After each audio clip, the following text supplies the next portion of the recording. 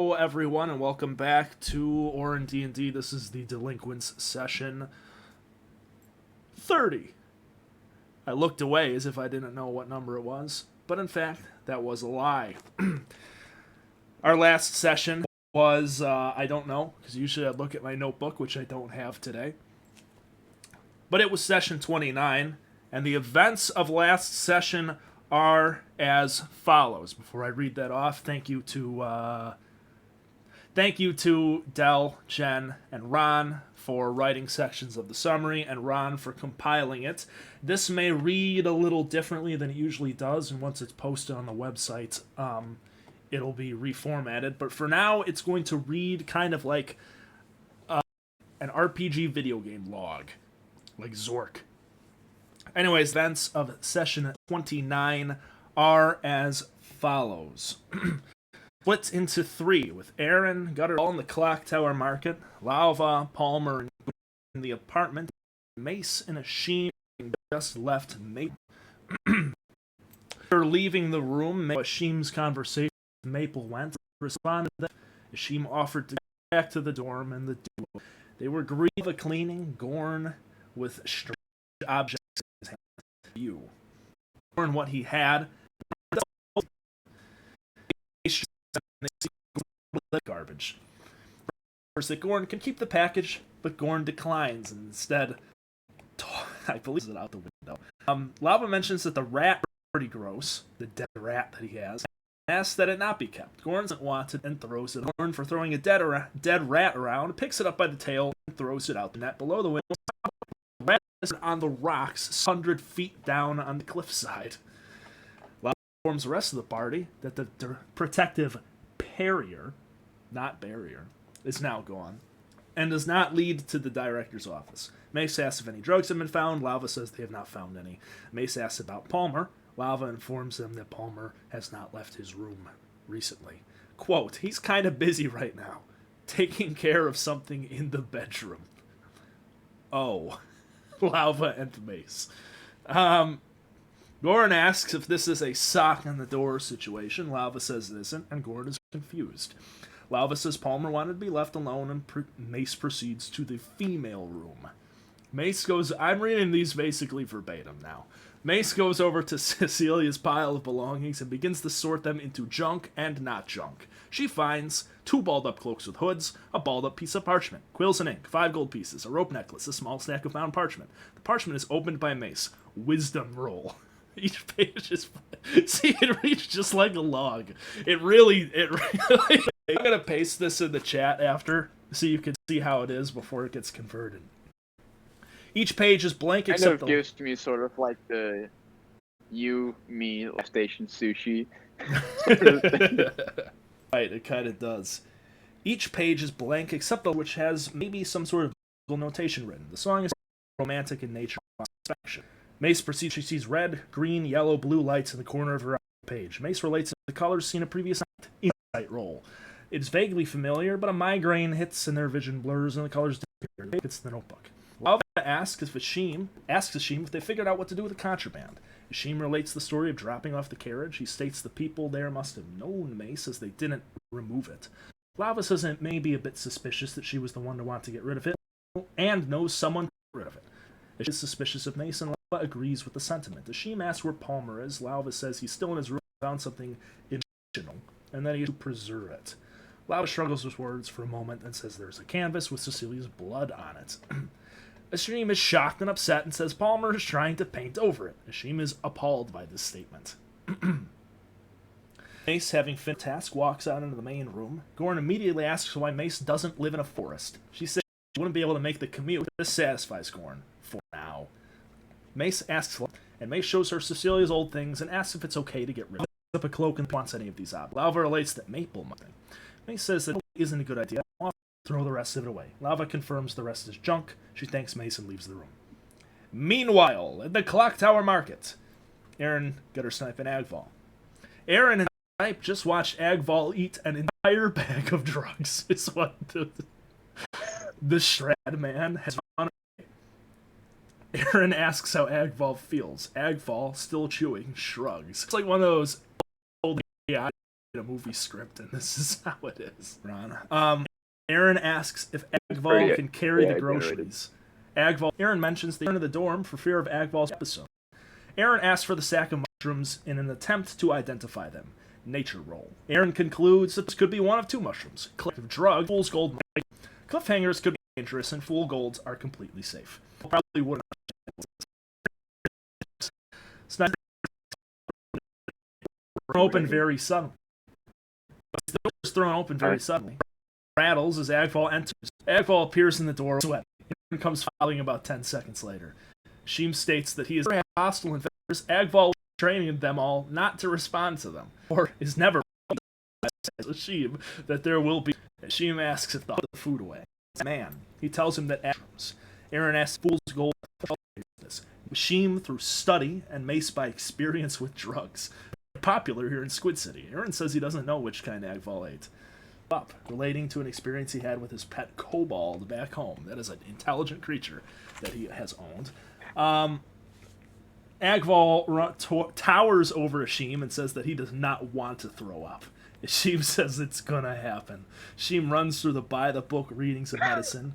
Mace proceeds to berate Sheem and steps forward to help Agval.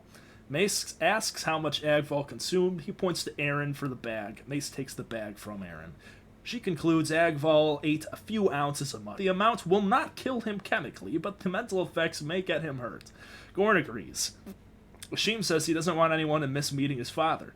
Aaron also brings up that we would meet Dello as well. Mace says she will watch over Agval while the others go and take care of things elsewhere. Gorn steps upset behind Agval. Grabs his attention, says to look at him, says everyone else look away. Quote, "Look at me, boy. You're a cub, you know me. I'm your mama bear, alright? And you know what that means. That means we gotta defend the den before we hibernate. Do you understand what I'm saying?" Gorn. This is the single greatest piece of dialogue I've ever written. Agval and Gorn have a stare down, arms clasped. Agval backs down first. Gorn says that everyone can look again. Agval goes and sulks in his chair. Lava softly knocks on Palmer's door, asks if he's going to town. Palmer replies that he doesn't want to leave. Gorn says he's going to stay in the dorms with Agval, Mace, and Palmer. As Sheem turns to address him, notices he is not there, and concludes that Snipe has chosen that they are going to the parliamentarian. Mace says that Agval will become very brave and cocky after talking about the mushrooms, and that Agval should be knocked out at the first sign of danger. Gorn says he has a hawk watching him. Mace says she is also here to help. Gorn is skeptical. That's the log, and then it goes into actual writing. Jesus, I'm just gonna fucking paraphrase. There's a while in this stuff. Sheem, Lava, Gutter, Snipe, and Aaron headed to the parliamentarian for their meeting with Dello. Upon their arrival, Dello joked that they must have been hung with a seeming lack of urgency. In their conversation, Lava mentioned that they had been in their dorms by a local constable. Dello, though angry and upset with them, paid the kids and told them to go for a while and that he had heard of this officer before. To deal with Agval's possible overdose, Dello also presented Aaron with a strange vial of black goo. He revealed that the vial was not an antidote, but instead a concoction meant to directly counteract the cliffhangers Agval may have suggested. Before he left, they asked if Dello knew any roommate Mace. Dello admitted he had no information on her, but stated that he talked to people in his circle to see if they could perhaps identify her. Meanwhile, Palmer stayed holed up in the boys' room as Mace and Gorn kept Agval. Mace took a moment to check in on the boy, momentarily leaving Gorn with Agval. Mace entered the boys' room to find Palmer busy painting.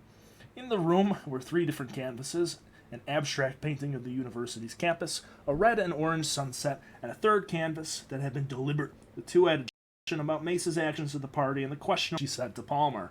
Mace said that she wanted to apologize for being simply felt out and lied to after discovering that the party was in possession of drugs due to her own petty. Mace asked Palmer for forgiveness and was able to regain some of his trust. Palmer stepped out to join all the remaining delinquents arrived back at the dorm. Immediately, drugs kicked in, and Agval went into a cliffhanger-fueled rage. The Goliath picked up Gutter Snipe and sent him flying through the window. Alvin and Palmer ran towards the window to catch snipe. Mason Gorn quickly reacted to the outburst, taking down Agval with a critical hit to the knee and syringing the antidote into his back, Gorn's hand.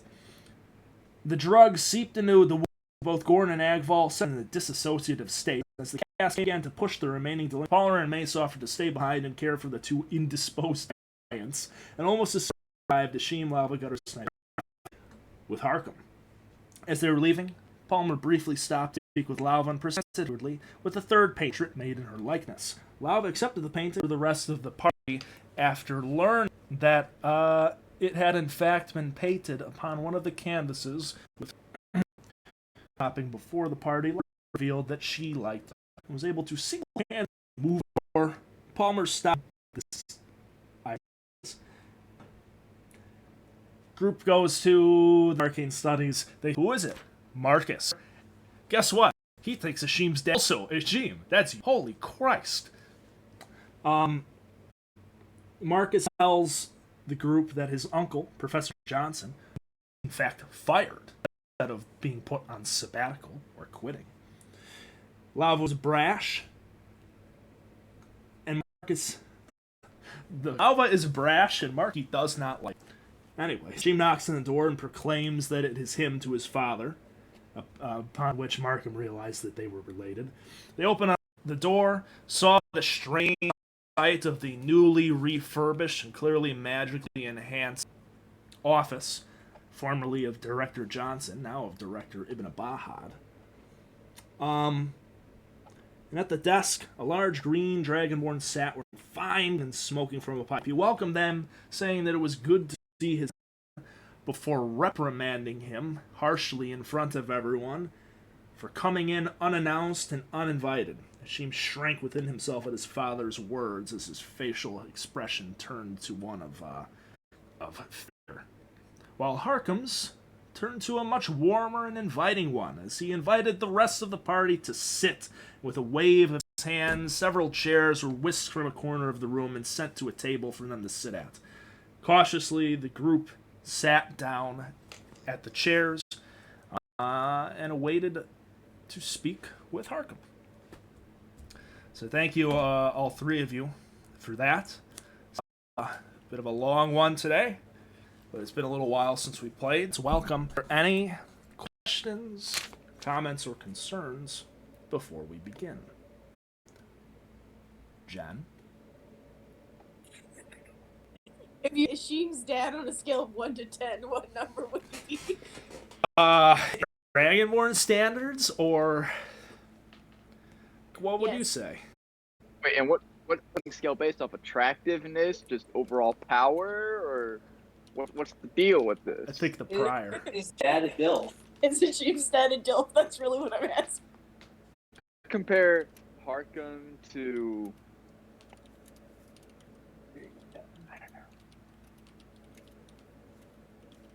like I don't know, it's kind of like Severus Snape vibes, you know, but like the incredibly attractive version of Severus Snape vibes, you know. He's an Yalf. Ibn Abahad, I'd like to fuck, man. He's one of those dommy dudes. You know? Oh my god, what a horrible thing. Oh, okay. Low, if we were not supportive.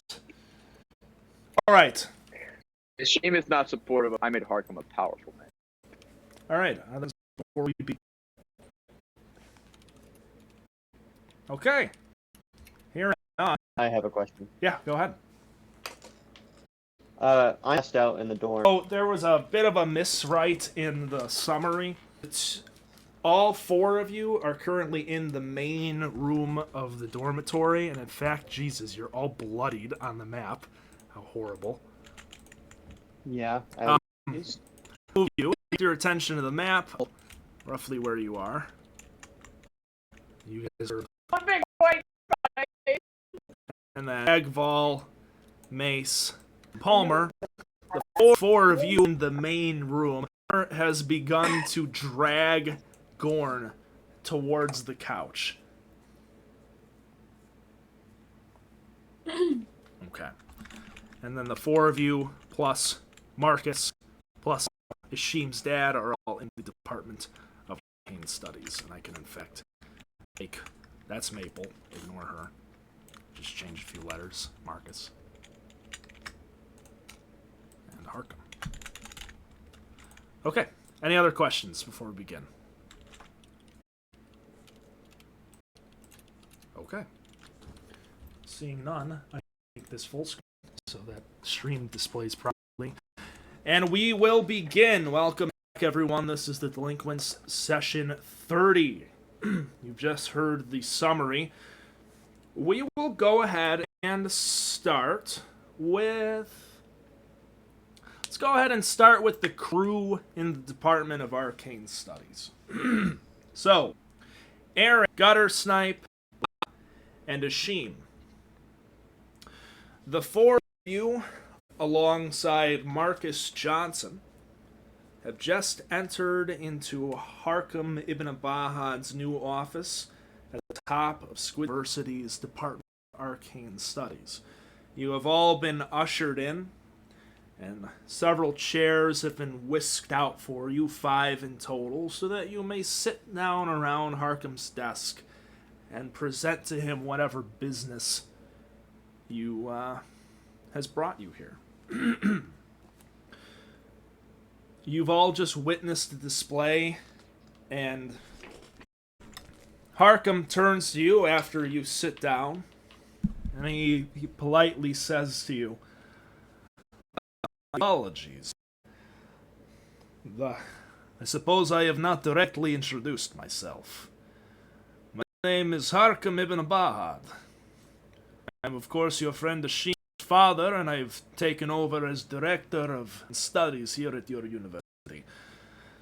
Please, may I bring you engagements?" With another snap of his finger, you watch as a golden platter shakes and rattles for a moment before you see there's a similarly kettle as audibly steaming from its spout, as well as several fine gold inlaid cups.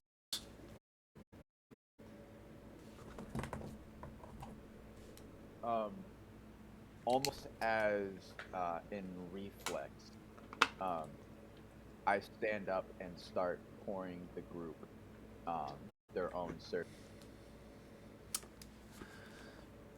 Very good, boy. Ashim, you begin to pour the... Yeah, you begin to pour the substance into the cups. You get the aroma of it. It is a familiar aroma to you. It's a hearty, root-based tea. It's made from a thick, dry, kind of cactus-like plant's roots. It smells vaguely of what you've come to learn as rhubarb, but spicy. And though its aroma is warm and inviting and reminds you of home, the rest of you who catch a whiff of it sitting at the chairs cough and sputter at the potency of the flavor in the air. I want to drink it. Okay. Aaron, you take your cup from Ashim and taking a sip of it. It is very flavorful, but if the aroma was strong, then the actual taste of it itself is nearly overwhelming. Much of Squid City's palate is earthy and a little bland, as you've come to learn, but it is incredibly, it's a punch to your sinuses as you take some into your body. It's very good, but difficult to get down.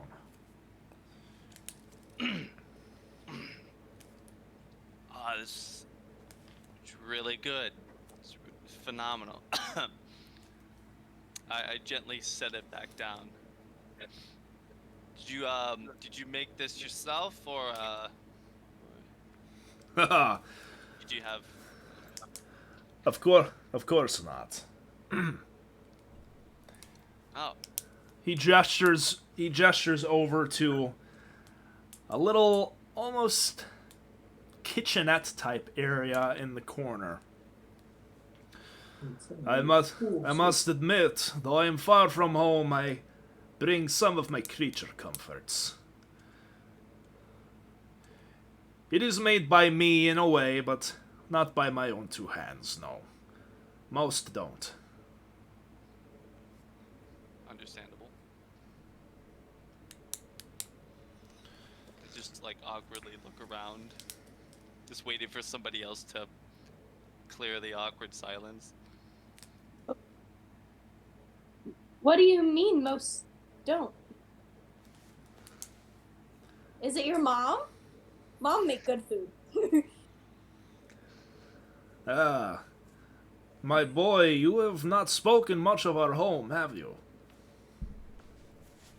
At this point, I've sat back down with my own cup, and I kind of take a sip. No, Father, it hasn't been the first thing on my mind in some time. So I have not had a chance to share our customs with these strangers. I don't even make eye contact. My eyes are glued to the ground. Ah, I'm sure you are very busy with your studies. Well, dear,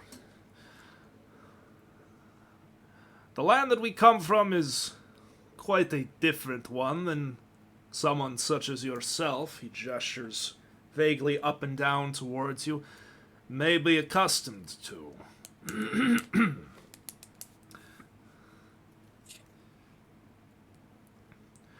Truly,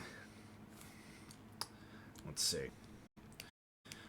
Truly, the wonders of our city of Irmodab would be like a paradise to you, as it is to most visitors. We do not do many things by ourselves in the traditional sense. Our people hold a certain understanding of magic and its place in the world. Unlike most, we have accepted it fully and manipulate it as we see fit. Such as, in this example, making tea. It is a waste to dirty our hands and waste our time on such mundane things. We have moved beyond this.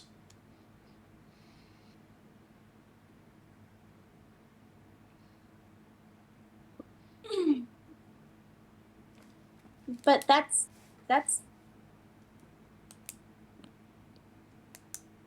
dumb. Father, I'm with please, Pablo on this please one. forgive my compatriot's language here. She doesn't mean it in that sense. It's just purely unfamiliarity. Roll a persuasion check, Ashim. Oh, fuck. Love is about to die. It's dumb? That is No, you're a dumb. that's a 5 minus 1 of 4. A 4.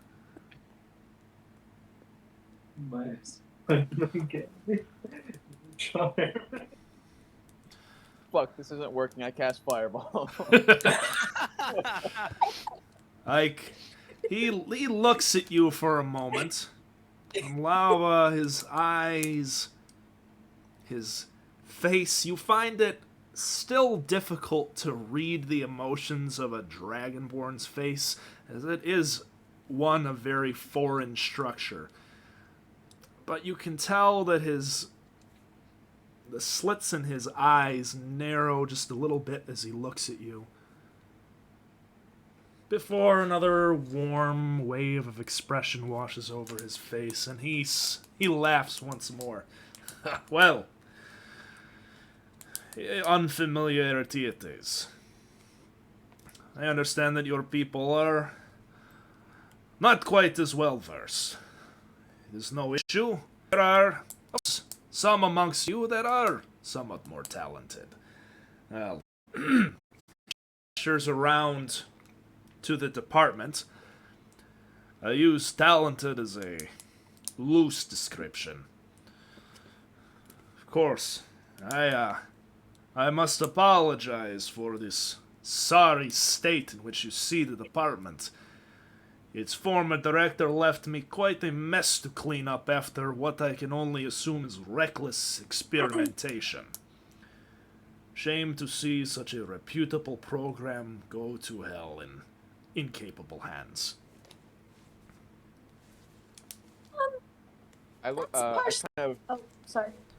While my eyes are kind of like angled downwards, I kind of shift them over to the side, trying to see what the reaction to Marcus is with that statement. Yeah, go ahead and roll insight. Skill I'm good at. It's so much easier to wisdom. just cast Fireball. That's Okay.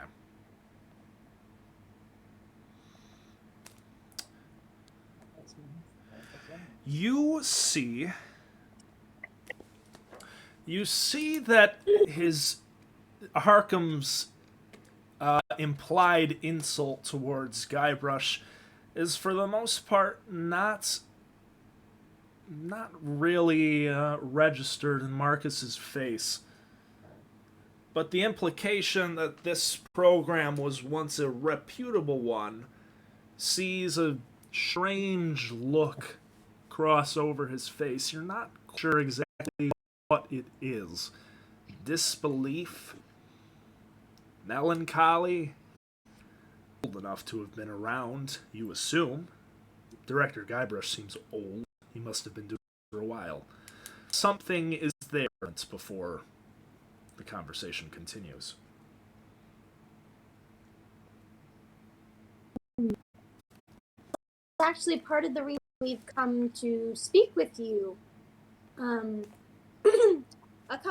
Many strange things have kind of been happening around here, and we're hoping maybe you could help us get some insight on what's going on.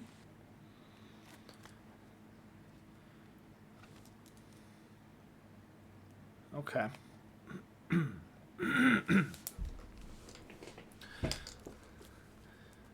Is that so? Strange things indeed. Well, this is quite a strange city. But please, go on, dear.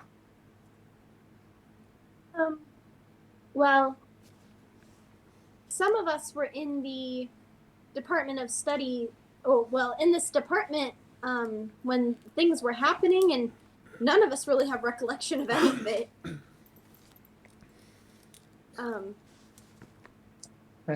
I look away. And our friend died, and somewhere else our friend died, and we seem to be the only people who can remember her. Is that so? Boy, confirm this. Immediately straightens. I look up. What she speaks is true. There is clear signs of some sort of either chronomancy or omniromancy with possible memory modification. And the statement true that yes, there was a colleague of ours that has passed, with no sign of her existence being prevalent after the incident.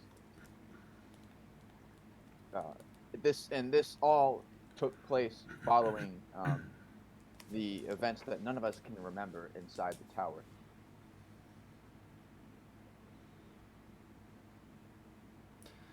He looks at you for a moment and strokes the scales along his chin.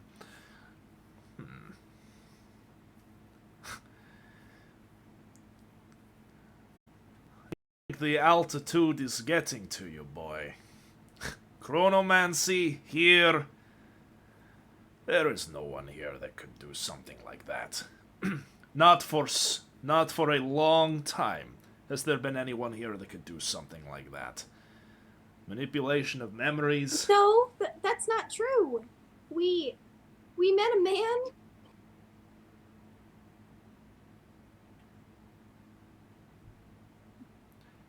No.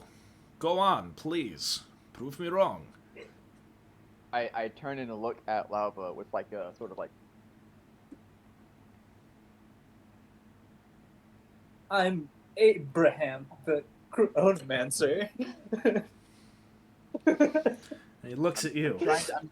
I'm trying to convey the message that like you should not have while you were speaking. Interrupted him while he was speaking. Oh, I get that. Yeah. He No, looks Gutter at- Snipe said something. Yes, he looks at you, Gutter Snipe. And what are you? Curious little thing you are. A shame. You haven't been practicing conjuration in the dark again, have you? I'm strong. No, I've learned my lesson from the last reprimanding father. This is, I guess he's been assigned as our emotional support creature. We call him Gutter Snipe. Or Chuck D. You'll have to forgive my ignorance, Father. We have no idea what he is. Huh. Well, whoever, whatever failure of a student conjured that up, clearly missed a few details.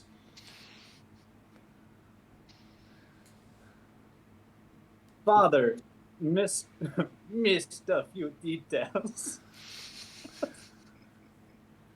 Ah. Are you saying that about me? When he conjured me? And wow. And it's what a strange thing you are. But back to the matter at I hand. pointed at him, and it speaks to.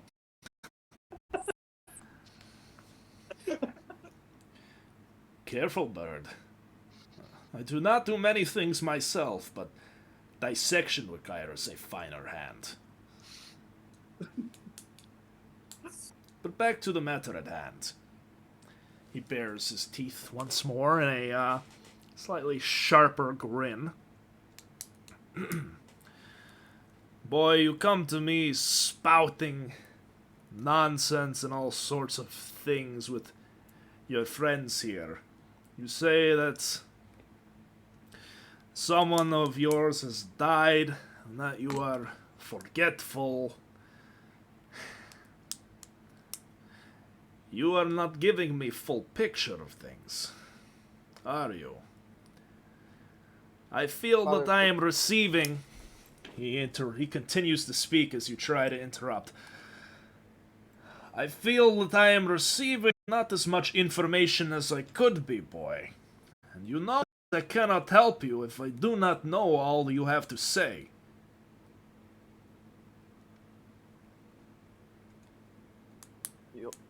Father, you have to forgive us. We don't have the full picture ourselves because of the lack of memory. The few details that I've omitted, I at least believe have no bearing on the circumstance at hand.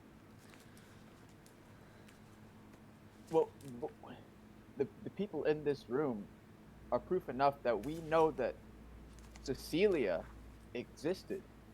She is the one who has passed. And she's so clear in our memory, but we don't understand the cause of why she's all but disappeared from the world.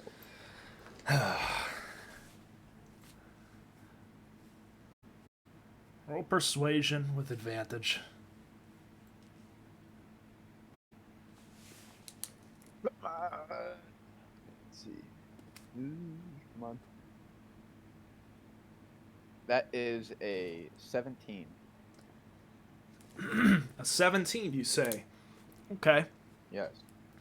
He looks at you and turns your words over in his mind for a few moments.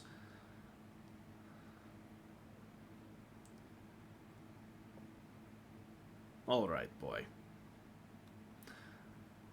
I doubt things you are saying. I think you believe you understand much more than you actually do. But,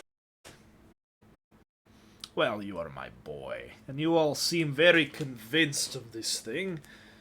Fine.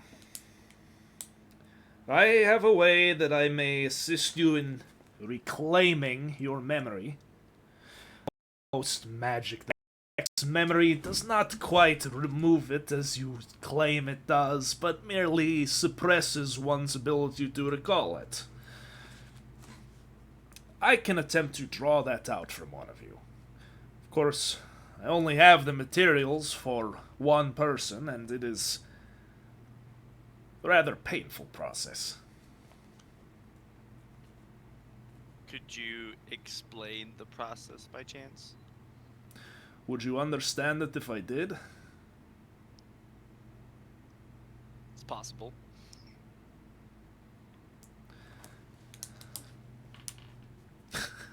He kills you.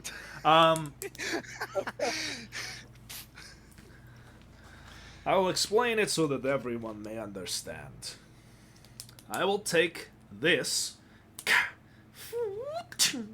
from across the room, a golden circlet with a small diamond embedded in the front is caught by him as it whizzes through the air to his hands. I will take this circlet. It acts as a sort of focus for your mind. We'll place upon whoever it is that you decide. I will cast the necessary ritual, and we will catch a glimpse, all of us, into anything that may be missing. Of course, if you have anything inside of your mind that you don't quite want somebody, unless you trust in your friends to look away, I hope you are willing to have it broadcasted, so to speak. Wow. I just shrug back and I'm like, well, that leaves me out.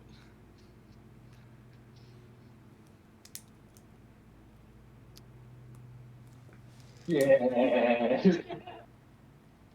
We all have secrets. Keeping my eyes glued on the ground, I'll stand. Father, I brought my friends into this to interact with you.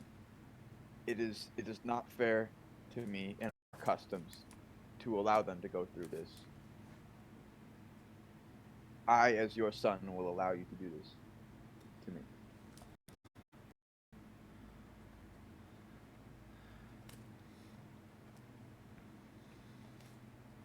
No, Ishim. I strong. No. No, I'm with And I Machine. step forward. I'm gonna try and pick him up and be like, no, it's okay, Gutter Snipe. Jesus. No, as I'm doing that, I'm gonna say, yeah, I think Ashim's the one for this one. I push back. No, No, Aaron. That dumb. I'm gonna contest that. I'm gonna not allow him to escape my grasp. So. Okay. I'm kind of not reacting. I'm kind of keeping an ear open to the responses of my compatriots here. I mean, assume you don't have to. I guess I can do it too. I have to. Guys, we can all do it. He said one person. He said he could only do it to one person.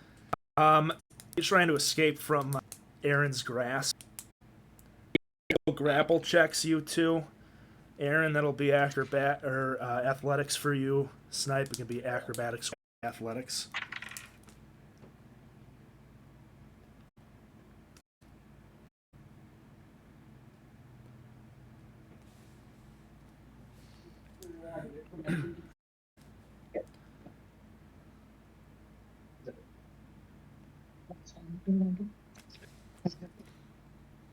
I'll allow it this time.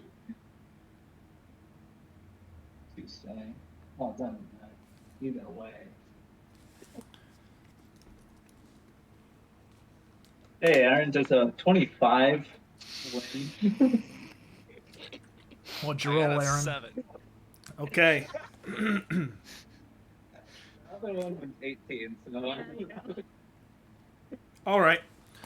Aaron, you attempt to grab Snipe, but unfortunately is able to very easily wriggle through your arms. He's quite a flighty thing, that one. And as three of you try to offer yourselves up, Harkham. Wow. You are all interesting creatures. Seems you cannot decide amongst yourselves. I could... Well... Why not let fate decide? Oh. We each get a draw from the deck of many things? Holy shit! No, I shoot you in head, and whoever lives longest is revived and has memories checked. Ah. No, he looks over at the three of you. Well, normally I am no superstitious one. But you have put me all in interesting mood. You seem all so eager. I would hate for anyone to feel intentionally left out. He procures a six-sided object. A die.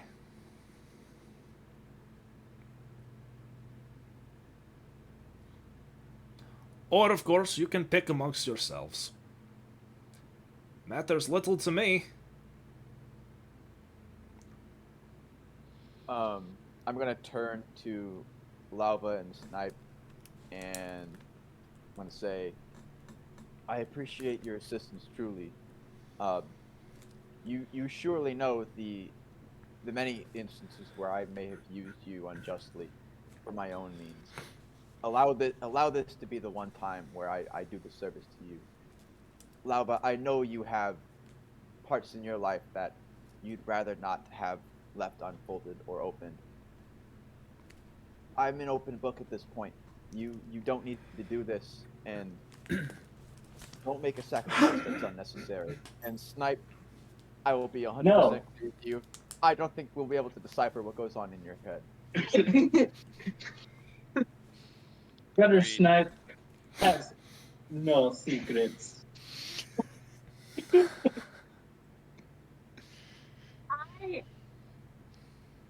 Well, you make a good point about all those experiments. It's It could be payback for. You know what? You can do it. I'm gonna sit back down. you see the reaction is like, it's acceptance, but it's almost like a little bit of disappointment, like, oh, she went for it. Ishim. As it seems that your companion signed you your fate, Oh, I've not backed down. you hear from behind you, in the fifth chair, a yet unspoken voice. Oh, hey, I can do it. Hi. You see Marcus has spoken up, and he awkwardly gestures over. We all kind of do that, like, unison group turning thing where we're like... Yes. Exactly. Hark, sorry, Miss Director Ibn Abahad, sir. My name is Marcus Johnson. It's a pleasure to meet you. I've been trying to reach you for quite a while. You see Harkham is just kind of looking at him like, what? Man, I'm a really big fan of your work. I mean, I've I've read all of your publications. I mean, applications of focusing optics and divination, fractal patterns and conjured matter, advanced arcane dissipation. That one's my favorite. He pulls out his bag and unfastens it and pulls out. I keep a copy of it with me all the time. I kind of, in passing, lean over and say, "Don't ask for a signature. He hates signatures." I'm gonna look at Lava, be like, is this guy serious? I had no idea that you were Ashim's father, and he's my good time pal here. We're friends. I mean, best friends even. We're in the adventuring club together. And I'm sorry how my uncle kept such a bad look over the campus, but it's got to be in great hands. I would love to, undergo this ritual. I think I read about it once in one of your books. Marcus continues to gush for 15. Just awestruck, he called me his friend. Yeah, It's for the best day 15 of my seconds life. or And the so. worst day of my life.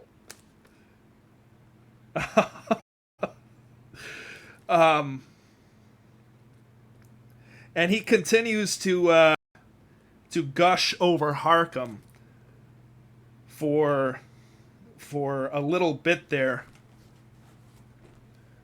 before he finally finishes with his offer. And Harkham looks at him.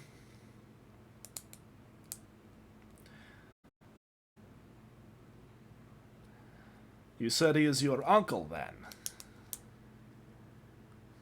Huh. I did not know this.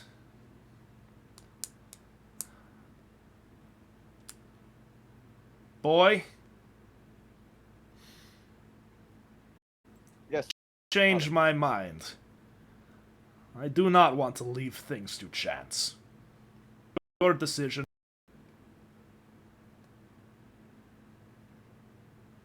Mine? Do I not speak clearly to you, boy? Apologies, Father. That was purely a redundant question. I look over at Marcus and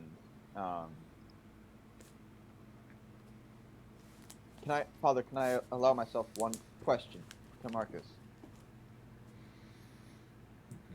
If you believe it necessary. Marcus looks at you. He's like, don't screw this up for me, man. What? Marcus, look at me.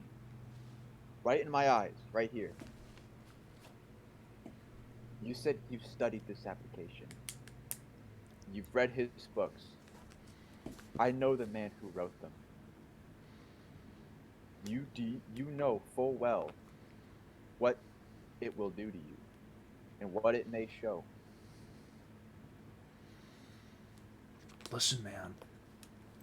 Whatever. I'm just trying to... Why do you care? Anyways, man. Just let me do this. Because you just called me your friend. And I'm telling you right now, friends don't let friends do something like this to themselves. Roll persuasion.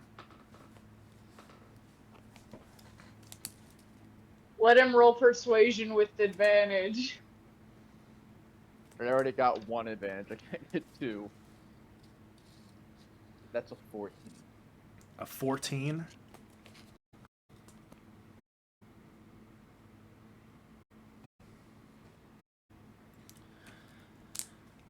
Marcus looks at you.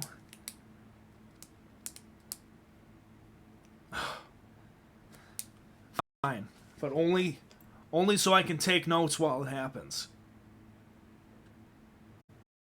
If that's kind of, it seems kind of like, well, he's going through an emotional roller coaster trying to like calculate the true meaning behind Marcus's words about him being friends and him taking notes about this and like, what's he really here? Is he gonna be a faithful friend or not? But more than anything else, I give just like a big sigh of relief and thank you, Marcus. I promise you, there'll be better opportunities, and I kind of lowered my voice. Much better men in the future. Yeah, whatever, man. All right, go ahead if you want all the glory. With that, I kind of turn to my father and put my hand,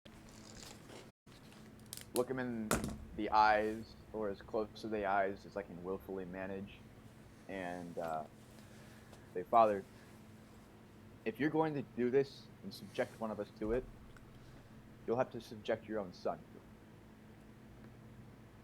Wait. And I motion over to Asheen. I turn and look, and I don't step over, but I do turn and look. I try to as close as I can to his ear and as softly as I can. Whisper sweet nothings to me. I think I killed my friends. As a sort of reminder of the Asheen logs. Is that a memory that I have that I said that? Yes. Yeah. That You was didn't say that to Gutter Snipe directly because you didn't know what was happening and you said that. When did I say that? so. Let me That's going to determine the emotional response I have to that statement. I can explain the context of that. This was after the change at the department where you guys didn't remember anything, and you started using Gutter Snipe as a log book. Oh, that's right. Yeah. You speculated that you had killed all of your friends and something terrible had happened into the department. Yeah, but you know, in anime, and like the main character like thinks about something, and then like a bunch of dark circles just you know. Yeah.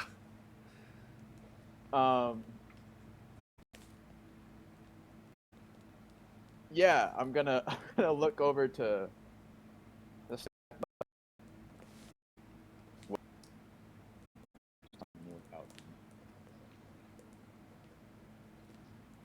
I guess we'll find out. Shrug and then back off. All right, boy. Phew! He sent over to you and into your hands. Take a seat.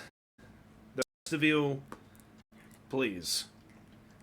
While you're still sitting on the chairs, scoot back away from him in a semicircle around the center of the room, as the desk is also pushed back.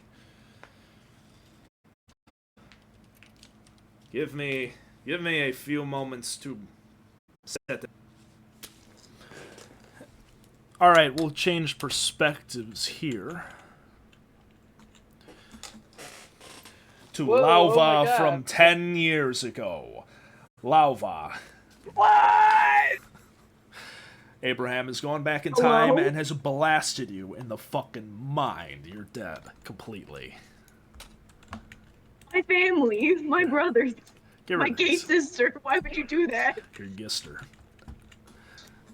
Mace, Agval, Gorn, and Palmer. Hold on. Palmer. MPGA. MPAG. MPAG. The four of you. Emperor? Jesus, Del. No. What's going on? Anyways. I don't know what's worse. You said that or that I understood it. Anyways. The four of you are back in the apartment where we last left you. Lauva and the others have just left.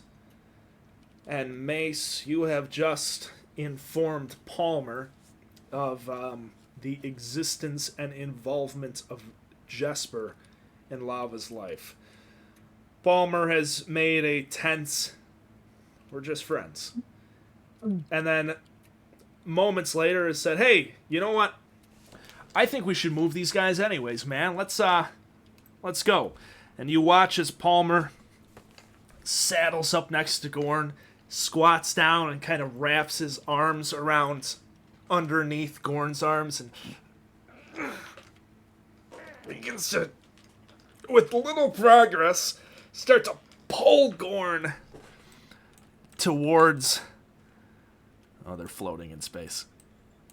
Begins to pull Gorn towards the couch. Well, calm down. You don't have to do that yourself.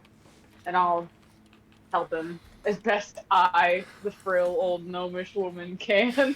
Yeah, you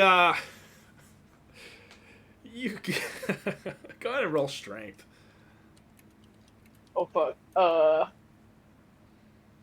Yoink. Okay, 12. Okay.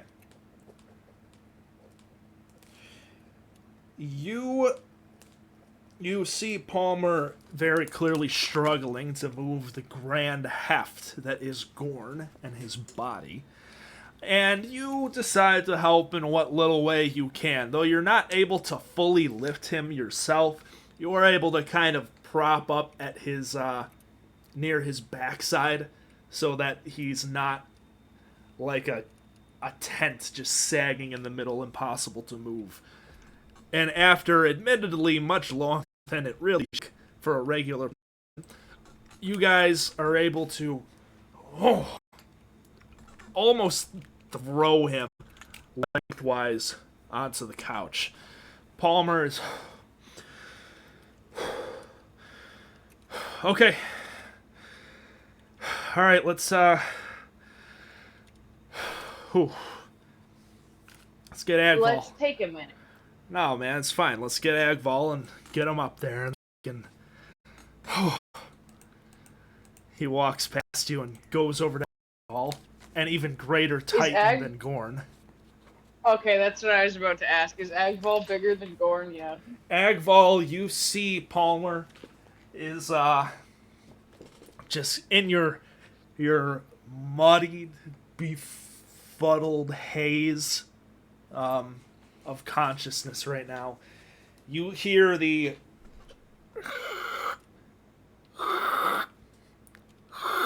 scraping of Gorn upon the ground before a final and maybe some cracking noises too from the couch. As Gorn is hefted onto the couch, and then you hear the murmurs of conversation before you see Palmer stood above you.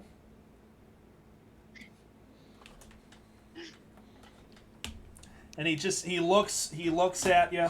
Oh fucking shit, crap. Christ. He looks in your drug-addled haze. You can hear him say, "Hey man, you feeling all right? Hey man. You feeling all right? Right.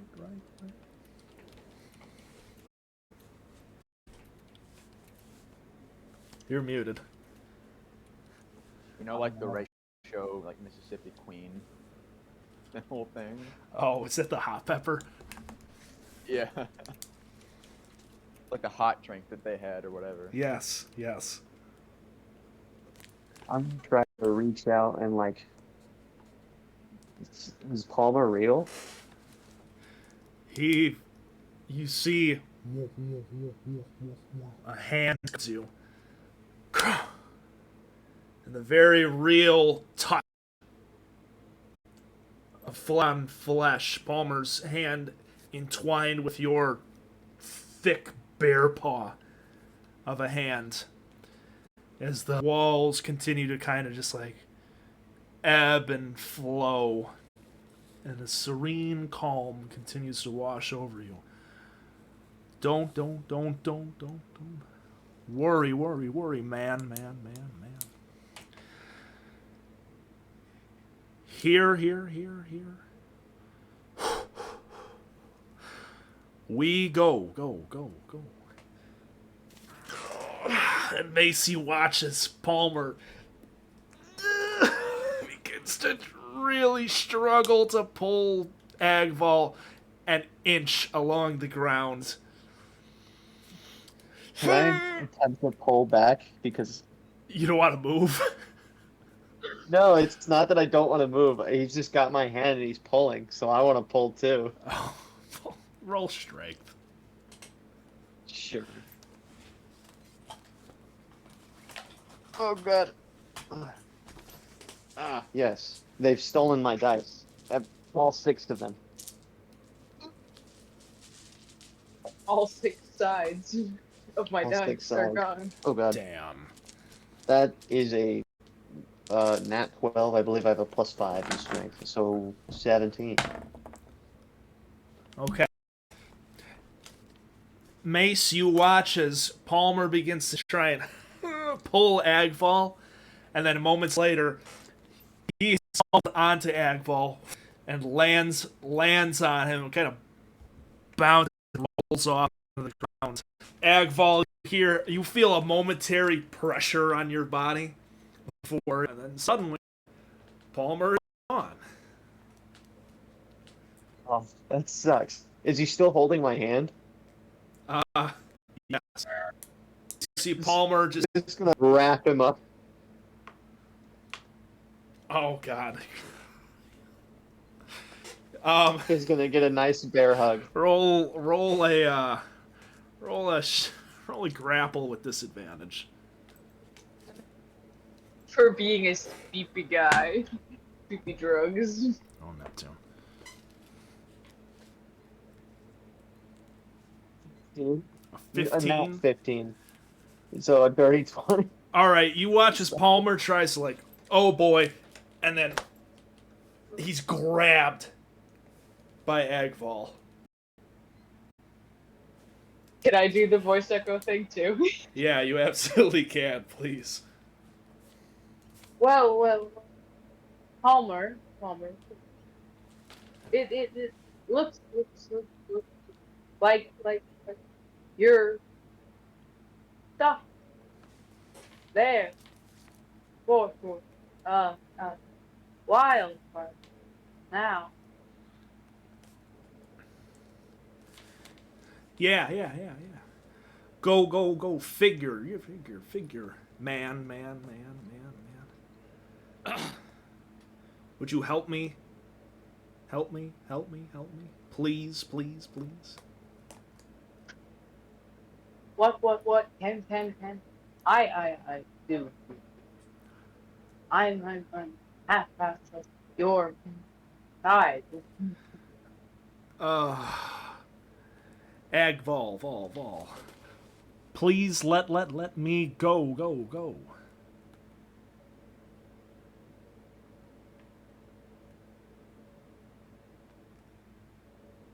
Let me go.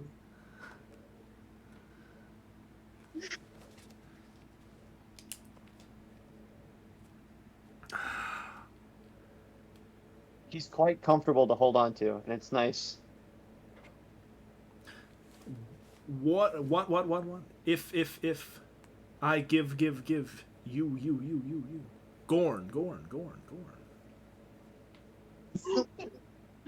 What? Instead.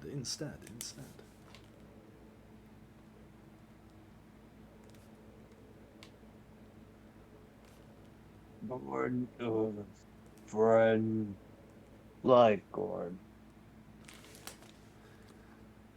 Then let me go. And you'll have him. And me.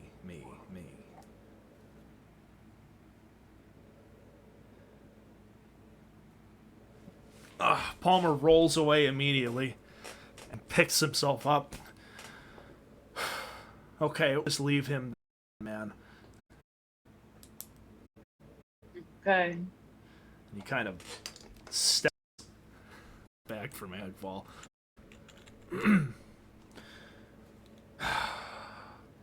All right. Still kind of struggling to catch his breath. Okay. Fine. I told you you needed him. Yeah, you're right. Right, is there anything else we need to do for them, man?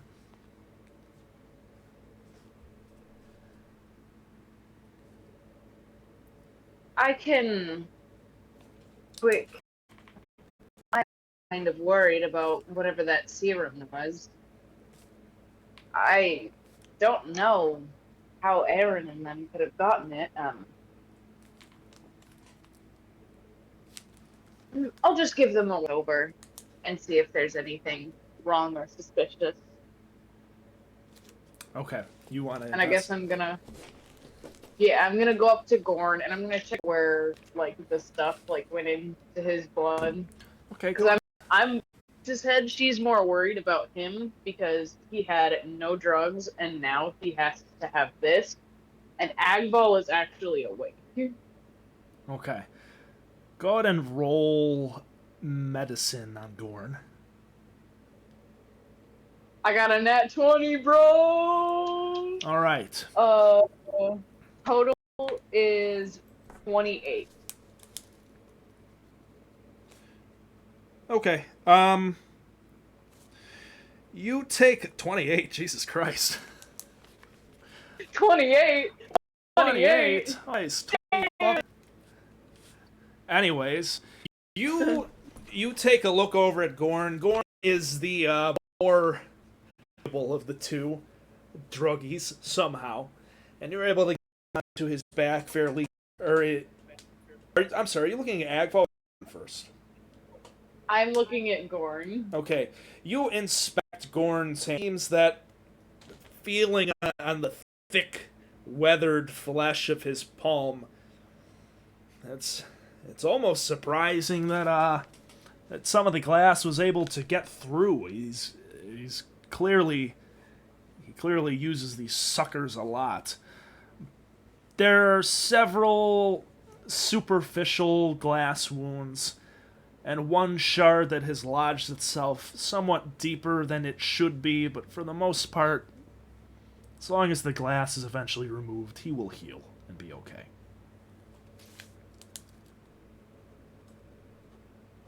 Well, if this glass needs to be removed, that's something I've had to do before. Would you mind being my assistant? You know, holding tools, handing me things. I'll attempt to take it out. I figure now would be the best time while he's, already unconscious. Yeah, that makes sense. Sure, man. Let's do it. Just tell me what to do. Wonderful. I'm going to hand him my medicine kit, my healer's kit, and I'm just gonna scalpel, tongs, Okay. wipes. Yeah, the two of you begin to work on Gorn's hand, with Palmer mostly standing by as an attendant, and you doing all of the work. As you work, Palmer, for the most part, avoids eye contact. Doesn't really say much. On the odd chance that he doesn't know exactly what you're asking for, he'll say, do you mean this? Oh, this. But beyond that, you notice that he really does not attempt to engage you in any sort of conversation. Okay. But after a short time, the two of you are able to remove the glass from Gorn's hand with little complaint from him, and are able to wrap him up. As I'm finishing up, I'm gonna ask, so, you're from Paradine? Yeah.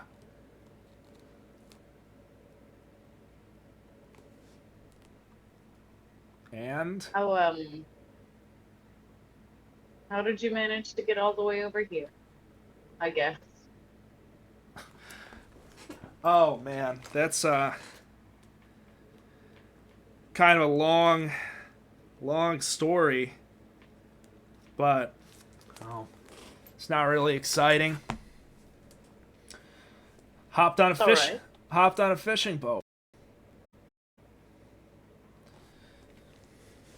Got down one of those towns on the west coast in the plains. Little village. Don't even remember what it was called. But kind of made my way through there and through a lot of little scrapes and scaffs and found myself I in can a imagine. yeah, I made it okay and eventually got to one of those citadels. Heard about this place. Seemed it would be nice. Might be able to learn a bit. Here we are. Nothing to it, really. Well, do you like it here? Oh, do I like it here? It's crazy. I mean, there's things here that I couldn't even dream of. Back on the farm, we didn't really have too much. But here, I mean, everything's available in excess. You've got carriages that drive themselves and lights that aren't fire, and I mean, not to mention all the people. It's something. I don't know if like's the right word for it. I don't really know the word for it. Overwhelmed, I guess. But you view Squid City as your stomping grounds. I understand. I guess so. It is now. Don't think I'll be so lucky getting back than I was getting down here. Yeah. Well, the conflict's mostly over.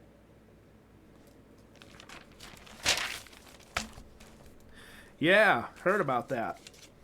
Good thing for everybody, right, man? Right.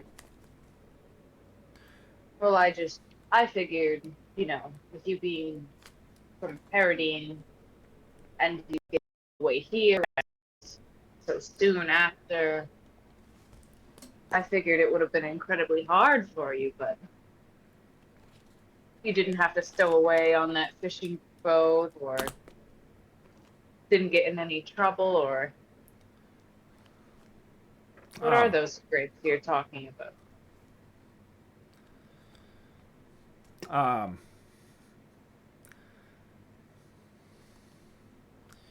Looks over at Agval and Gorn, who are still very clearly incapacitated.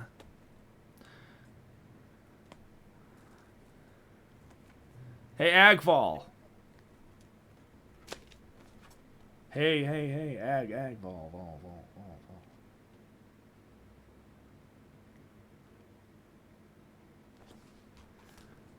Hey, what's 4 plus 12? 12. It's 12. Okay. Running to turn on the light, sorry.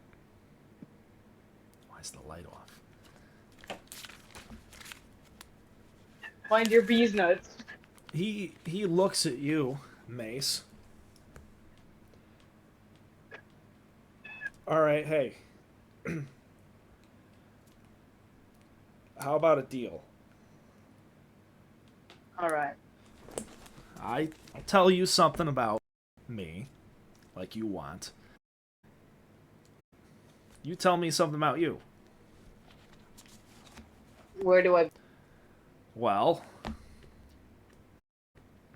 Good question. Where'd you learn all to do? Where'd you learn to do all that? Points over at Gorn's hand. Well, I can't remember how old I was when but I saw it in the war. Exactly. My wife would never have let me.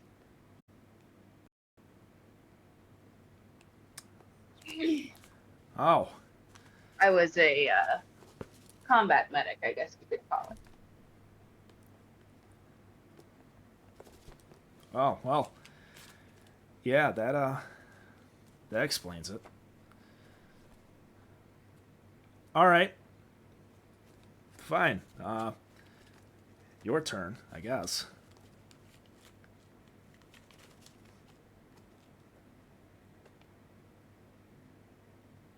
Are you not going to tell me about those little scrapes you encountered on your way here?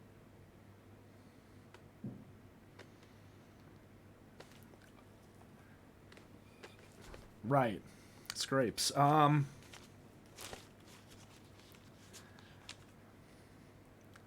Well, maybe road on the ship is the wrong term for it. Oh, they're scandalous. I mean, it really wasn't too difficult. Throw a guy a few gold pieces, distract another guy, just run by as a big enough crate is being loaded on. I mean, it's kind of. He stops himself. Well, anybody could do it. I'm sure. All right.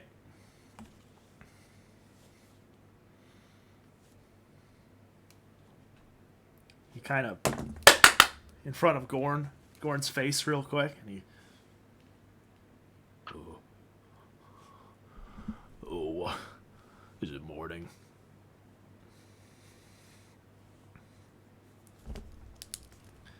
And Gorn is still sufficiently dazed. All right, my turn then. Okay. So you fought in the war then. I did. Well, what are you doing here then? I mean, from what I heard, it's all those who return. It's all glory and parcels of land. Figure you'd want in on that. Oh, that's I wish that had been true. Really, I do, but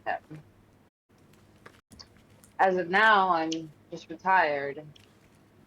I'm in Squid City.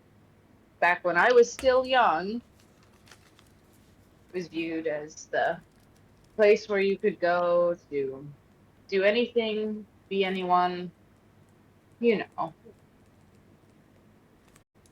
So I am here. I am here in this school because I finally have the opportunity to learn. Fair enough. All right. Well, your turn.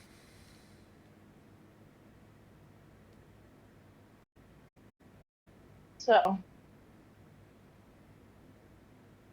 they went to the parliamentary center, and I assume it's not to pick up the beds at the border.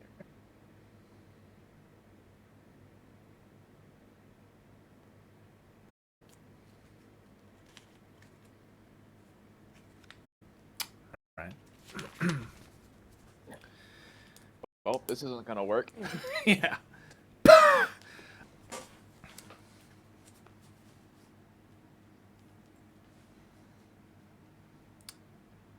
He looks at you for a second. Go ahead and roll insight. for me. 15. Stop yelling. Mace, at such a question, you would expect someone in Palmer's position to, well, panic. Whatever your accusation may end up being. But in this case, Palmer looks at you and he blinks a couple of times, but beyond that, it seems that he has very much maintained his composure at your question.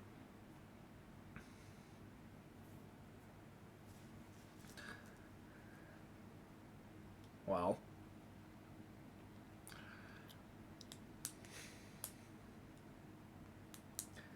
can I answer a question with the question? Of course. Go ahead.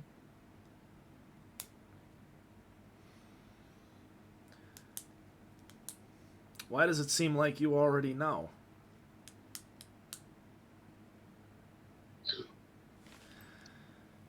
You're horrible at hiding. Oh, before you can say anything.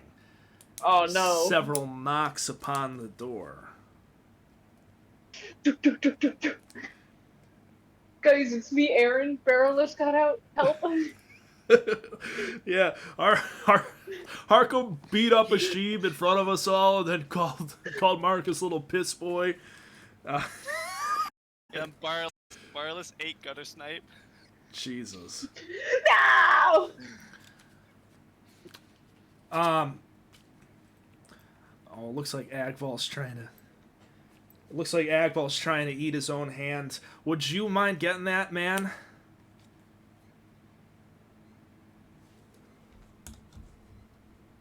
We'll open the door, fully expecting Officer Muldoon. You're right, and he blasts you. Oh. As Palmer goes over to try and move Agval's hand away from his mouth, you open the door. You see a pair of legs. And then looking up... Just the way? Yes, just legs. Looking up, you see... It's the jeans from Jimmy Neutron. You see standing there is a young man in a pair of clothing, not unlike your, though a little less weathered and old. In his hands, there's a bushel of some sort of mountain flower and a bag of unknown. And wrapped around this man's head is a bandage. You take a look and you see, oh, you recognize this person as Jesper.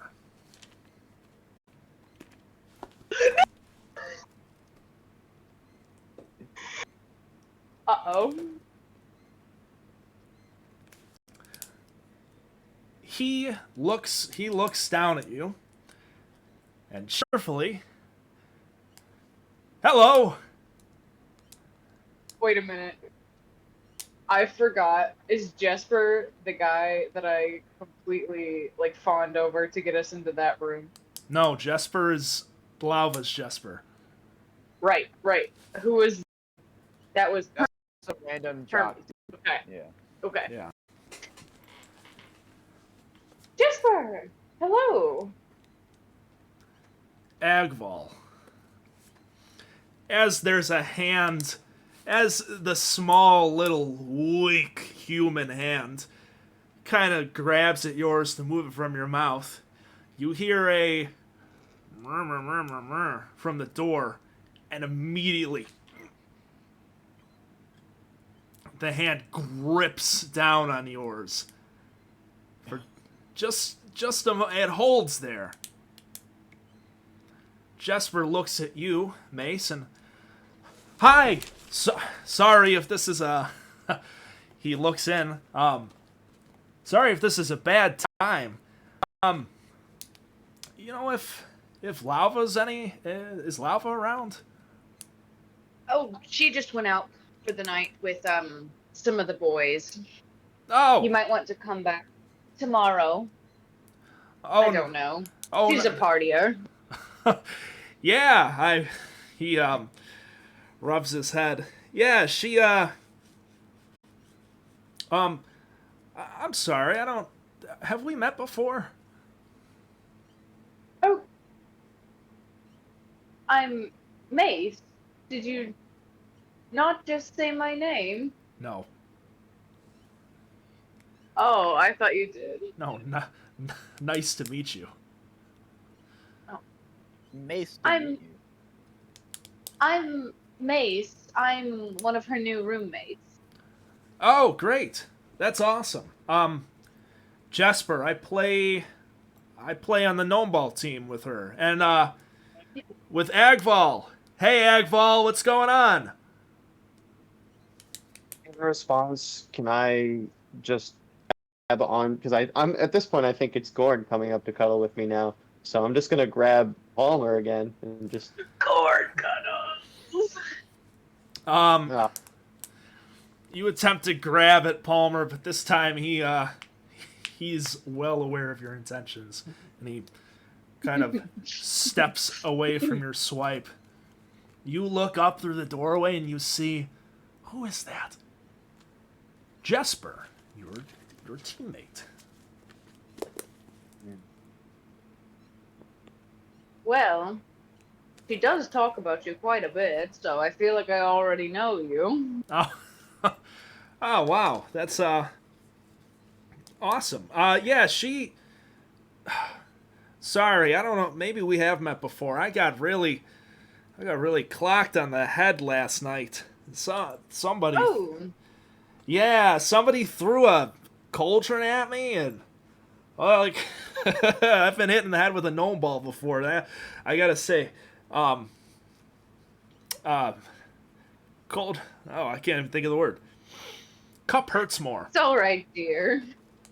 You don't have to push yourself. Have you had your head looked at? A concussion could be bad. They might try to take you out of a game. Oh no, I'm okay. Just need to rest for a little while. Hey, well, I guess she's probably for. Would you mind? She mentioned it's kind of fuzzy from last night. She was saying something about worms. So I found these. And he opens up the bag. You peer in and you see a gnomish delicacy, caramelized crimson crawlers. Caramelized crimson crawlers, as in drug Worms. crawlers? No, or worms. Like Crimson no Mountains. drug? It's not a drug. The Crimson Mountains. Crimson They're is also a drug. The mountains are made of drugs. Yes. Got it. Hands off stuff. And then she was really into potatoes for some reason. Yeah. So here, mountain spuds. I don't think they're actually related to potatoes, but you know. Oh, they're close enough. Awesome. Yeah. All right. Well, yeah. If you just give those to her, let her know I sent them, and I'll come by some other. Of course. I can come by some other time. I'll check in. I guess she's busy.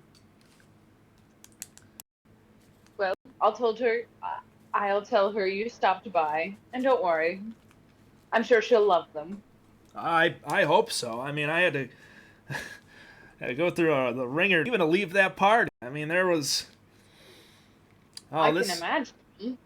Yeah, this constable was asking me all these questions about drugs, and he actually asked me stuff about you guys, but well, he stands up proudly. I recognized his descriptions, of course, as you guys, and he gestures in towards the room at Agval and Palmer. as her friends, and so I figured I'd. I've seen you guys around practice. I cover for them, or for you guys. Oh. I mean, of course. I mean, you're not gonna have any drugs on you anyways. But he seemed kind of convinced. I don't know, but don't worry. I got your guys back. Good. Well, you know constables, they're always looking to make arrests or do whatever they can to make more money, extend their work days, you know. Yeah, I guess so. Well, okay. Hey, Mace, great to meet you. Thanks for Of course. thanks for taking those for me. I mean, I appreciate it. Let her know I said hi. Of course. Absolutely. Cool. All right, hey, Agval. Look like you had a rough night, man. I didn't see you at the party, but you good? Agval? He doesn't even respond. All right. And he looks over at you. And what was Powell? Good to see you too, man. Take it easy. Mace, great to meet you. Wonderful to meet you too, Jasper. Pleasure. All right, hey, take it easy, and hey, support the team. We got a game coming up soon. Of course. I'll be there. Awesome. All right, hey, have a great day. You too.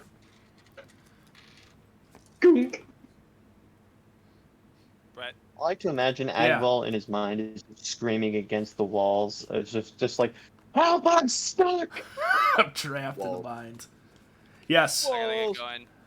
Okay. I gotta use the restroom, so I might as well just stop now. Okay, copy that. 7:30 performance starts, Josiah. Yep, 7:30. Okay. Cool. Awesome. Cool.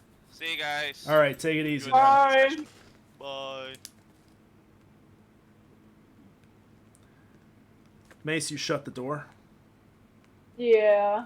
I Okay. do it politely, you know. Okay. I'm gonna pop one of the crimson guys in my mouth. You Just did- one though. Whoa, what did I... It's very good.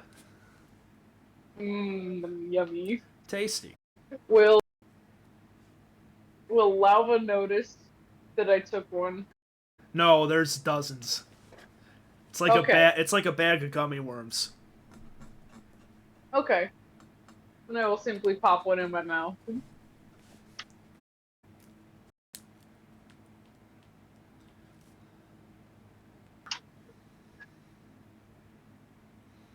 All right. You turn back around Cool. to the scene that you just left. Gorn and Agval are, for the most part, where you left them. You see Palmer is sat a couple feet away from Gorn, kind of where he was before, or from Agval. Oh, sorry, I didn't really move the map around at all while I did that. I'm too busy focusing on the videos. Palmer is just sat kind of looking at the door.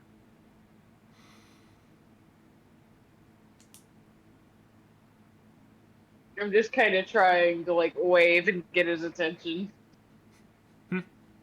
What? Sorry, what? Something wrong? And I'm just gesturing to the door. No. No, he stands up. Not at all.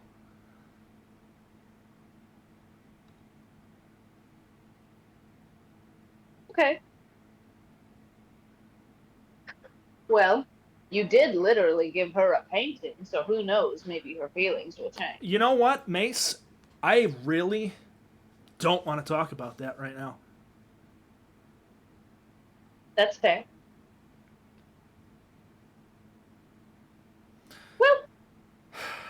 I'll leave you be with the boys. That's fine. I'm gonna paint, I think. All right. He moves rather hurriedly over to the room, and with a thunk on the door, he disappears. Okay. Cool. I'm gonna go into the girls' room and I'm gonna write a letter. Okay. Jesus Christ, Gavin. That was a horrible statement. Right. Christ. What is it? You can read it yourself. My God. That's awful. Okay. You're going to write a letter. Yeah.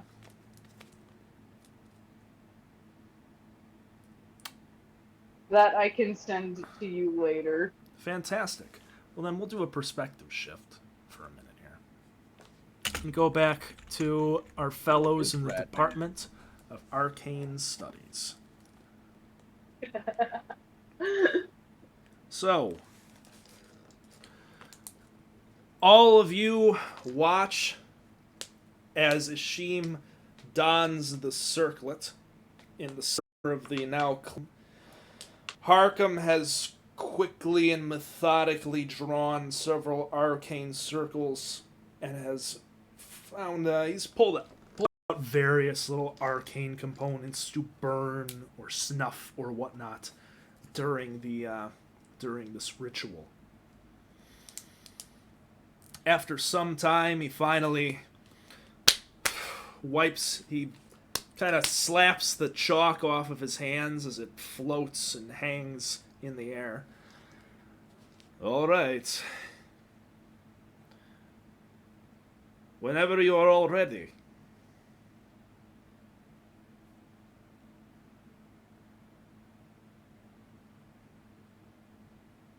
I'm ready. Okay. Ready? He unfolds his spell book and turns a few crackled pages before he begins to light the candles and incense and whatnot required for this ritual.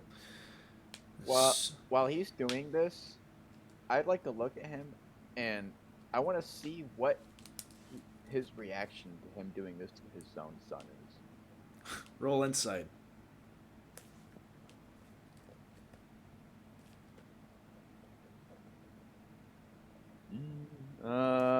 It's a 14. Your father has always been difficult to fully read. And though you understand his mannerisms perhaps better than anyone, he never fully reveals what he's thinking. For the most part, you see nothing but a look of focus upon his. Nothing more.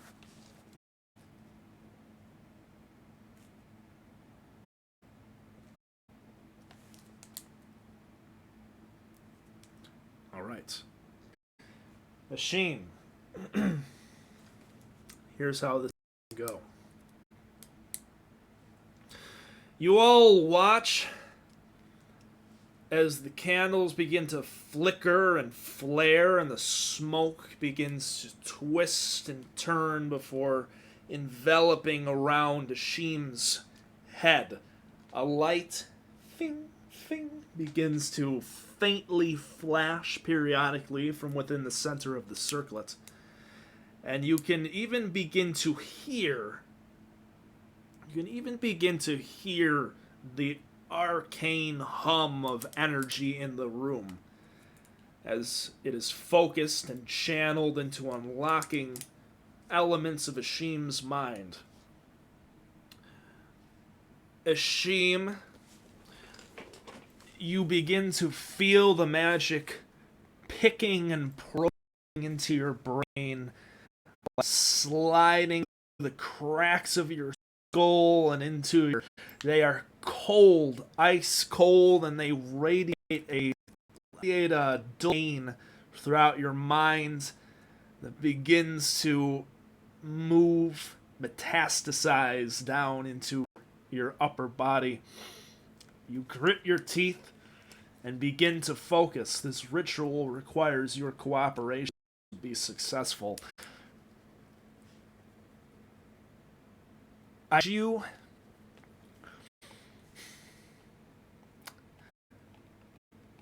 would consider a minor secret or piece of information have withheld from the party. It may not be positive or negative, but something. Use your best judgment on what minor is. Yeah. He wets his bed when he sleeps. A minor secret. I actually love and care for my friends.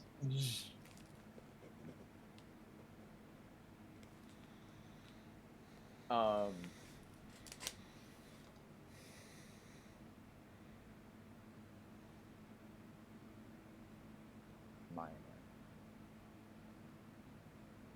It could just be something they don't know about you.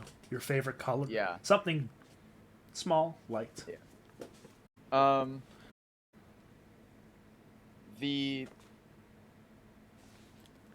Someone may have already picked this up. The way that I do compatriots, especially and less now, but still very much, I view utilitarian manner, like a sort of 60-40 separation of tool and Wow. All right. You guys watch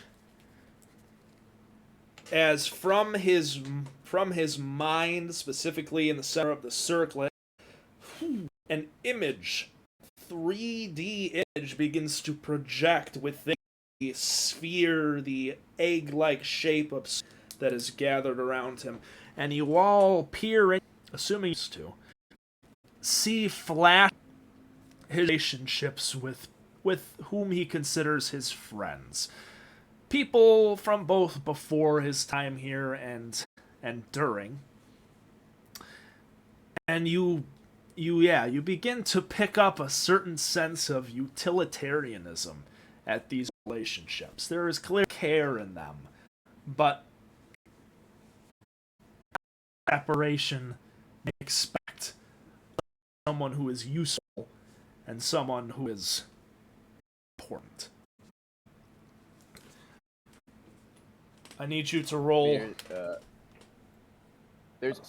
I'll add one caveat to that minor secret. There was one person who was not viewed that way as fully human, or one person who was viewed as fully personic and human, and that was my mother.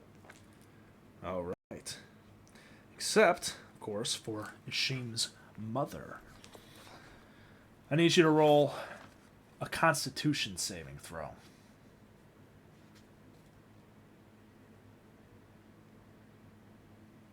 That is a 5. 5. That does actually succeed. Ishim, the icy spikes of energy begin to push deeper within you as you can feel them begin to literally pick apart little elements within your mind. They poke and prod at certain things, and the pain begins to grow more and more as the rest of you watch as these images again begin to shake and flutter before the cohesion is lost. Ishim, a secret. A second tier of 3 tiers, if you will.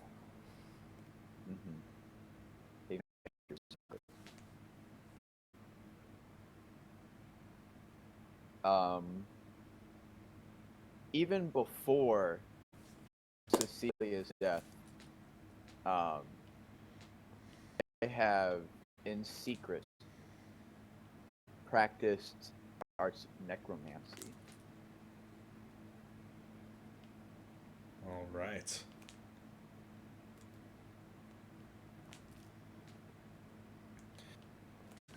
Full well the consequences within my own soul and the world around me.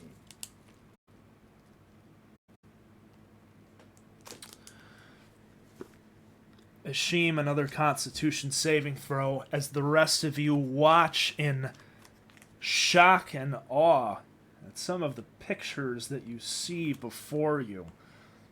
Small little sand lizards and snakes killed, and then as husks for nothing more than curiosity's sake.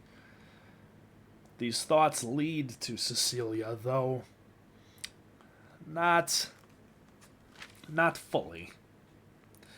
But they are not wholly unrelated, it would seem.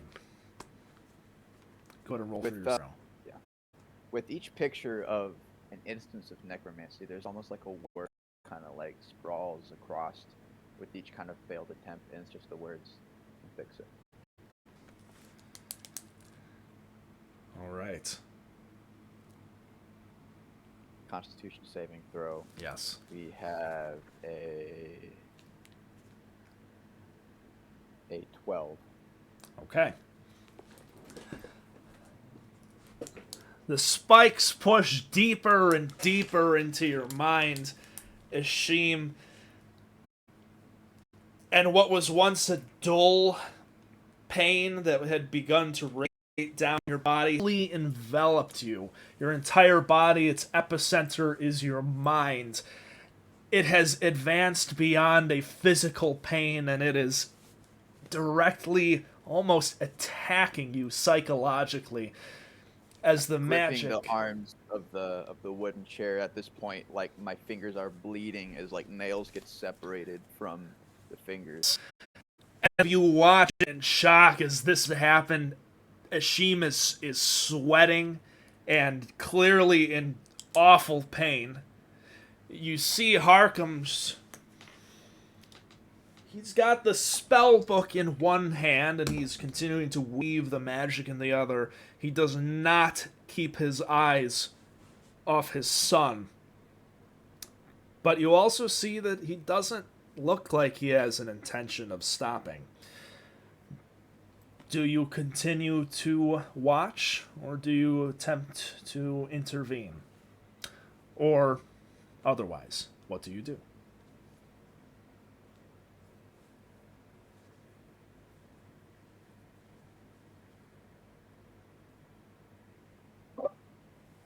Yeah, I just watch, man. I am the observer. I'm gonna watch, but like at the edge of my seat, like I'm gonna tackle Harkham. Okay. If yeah, like I'm ready to try to stop it. All right.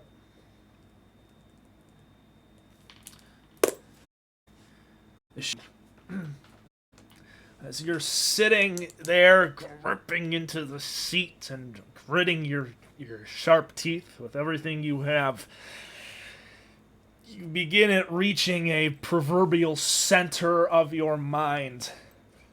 You realize that this may be the glimpse that you're waiting for. But to continue to allow it to probe your mind would reveal any manner of deepest, darkest secrets. You have enough control over the situation to sever the connection, if you will. But if you do, you risk not learning what may be causing this, or at the very least a clue. On the other hand, of course, you risk revealing what you consider to be your greatest hidden piece of information. It is up to you. There's a thought process that goes through Ashim's head, and I'd like to imagine that this thought process is visible to the people there as well. Ishim is I am no stranger to the pursuit of scientific inquiry. And this almost goes into that secret where I have to delve into things that most would not to unlock that knowledge. So I choose to continue. Okay. And what discovers this? We see flashes of several instances. Young interactions with Harkham and me, with Harkham clearly in control of the situation and conversation. We flash forward to the downward death spiral of the magic carpet as we land in Squid City, and the feeling of just complete powerlessness that Ashim has. We flash forward even further to the drowning in a blood, and the feeling of powerlessness and alcohol. We flash forward to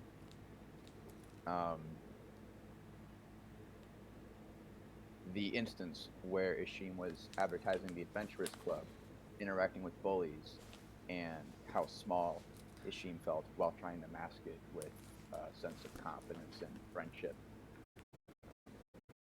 We flash forward to Cecilia's death and the powerlessness that Ishim felt while trying to fix her. And then we flash back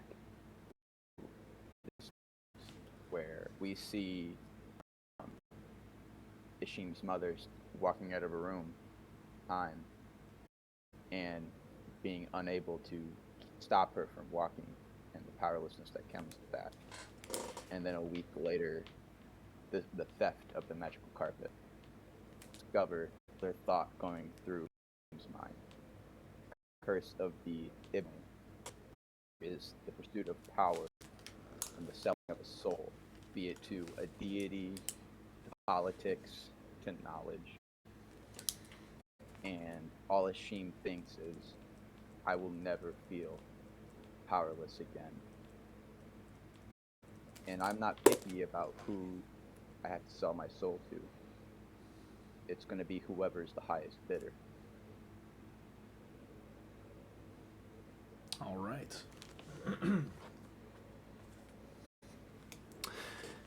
You all watch. It was very well done. You all watches.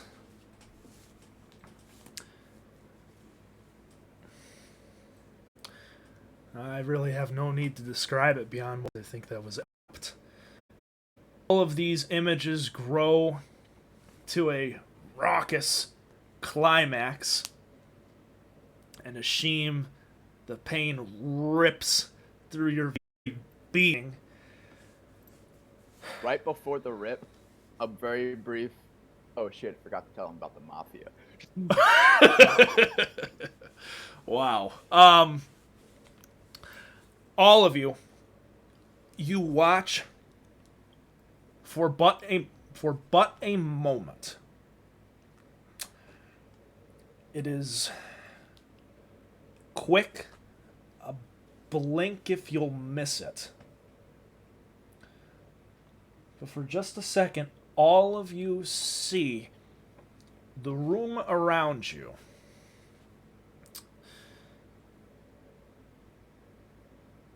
A flash of something wrong, something profane and broken. You don't really see it so much as you feel it, a sense of being ripped away. And you feel there, where you stand, yet also not, as if you're in a crude mockery instead of the place proper. It is this department, though albeit from a different time.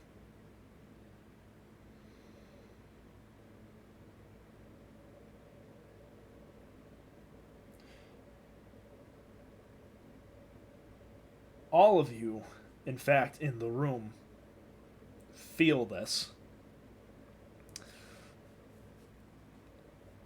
But before you can fully grasp it or question what it is or how it happened,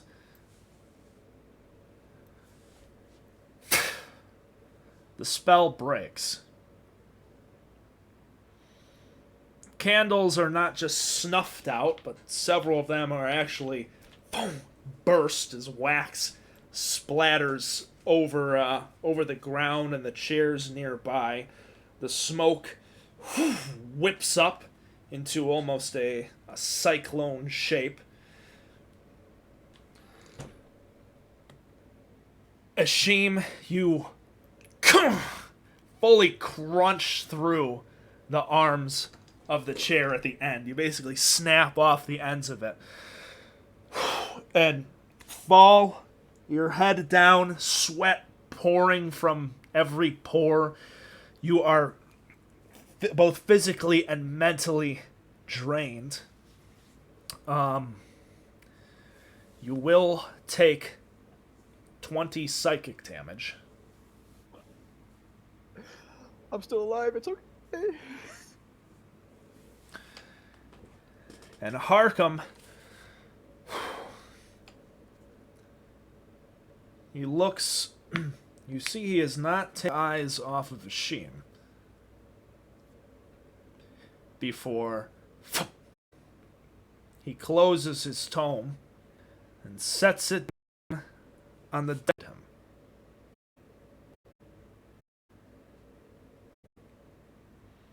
Ashim, you feel the hand on the scruff of your cup.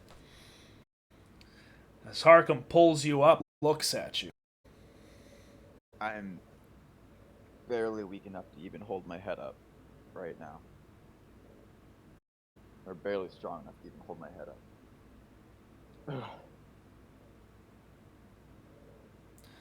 So that is where your mother's lizards went, is it? Oops.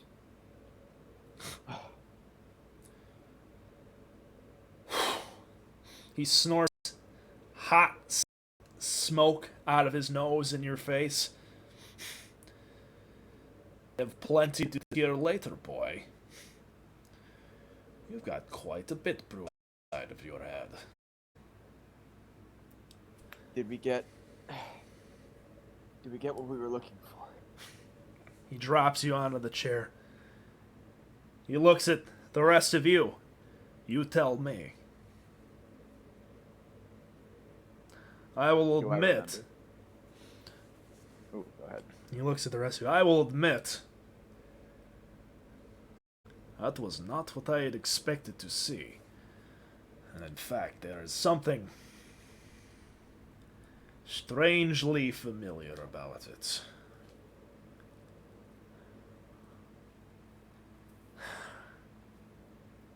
Is this what you expected?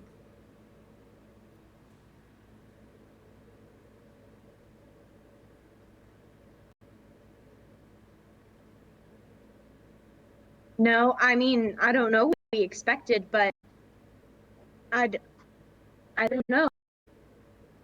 Say?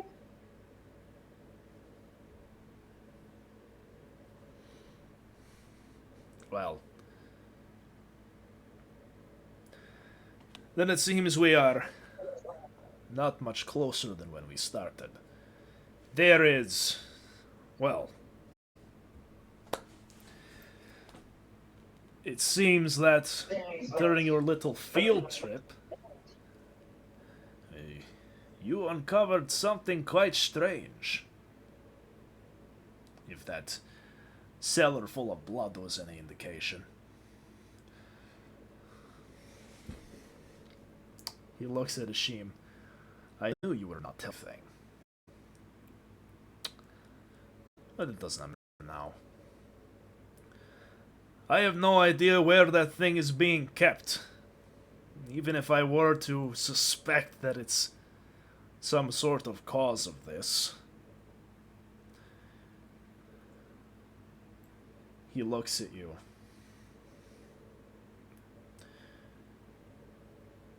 I suspect it has something to do with that thing that you found.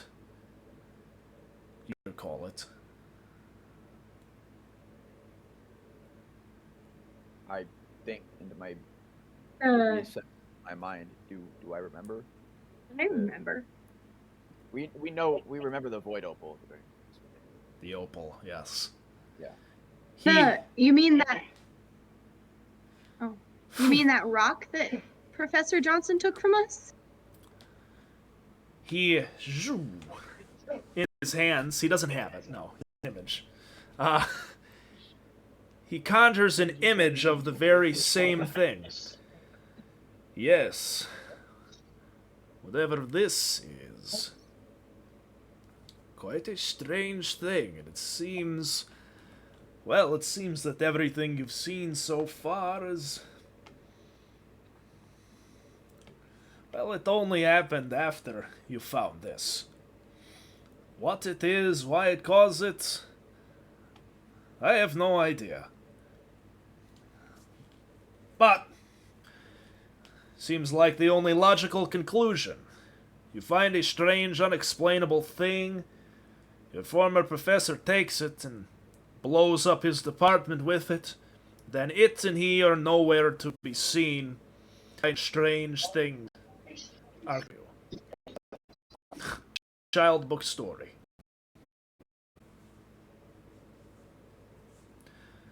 It's odd. It seems familiar to me, but I swear I have never seen anything like it before. But there is nothing in this place that indicates it would be here. I have cleared all of your... he looks over at Marcus.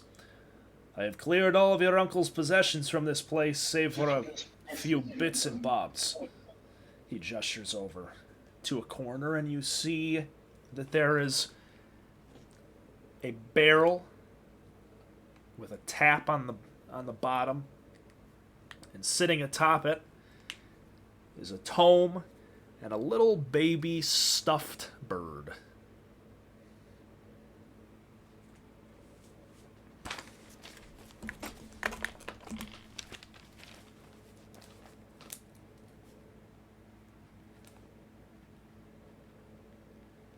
And can we take the bird?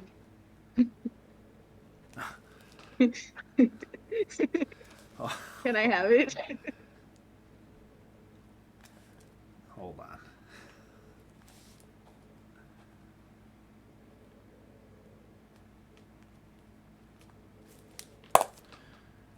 Do you ask him that? Yeah. I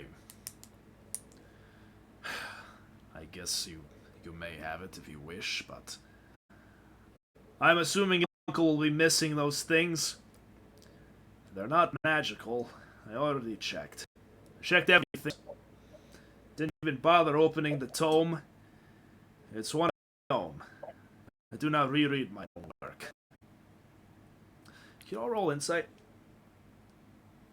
Those of you that are here.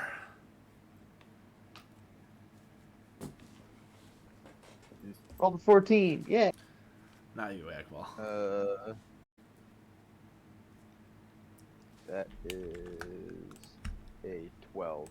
A 12. Okay. 11. 11. Now one, baby. Okay. Plus 3 though, so 4. 11. You glance over his continues, and neither would I drink any of that putrid swill. Ishim and Lauva, the two of you look over, and you see that despite Harkham's claims of neither drinking from that barrel nor to open his own tomes, the book is wide open, and you see that there is a tankard tipped over on the top of the barrel, with liquid dripping from its mouth and onto the ground.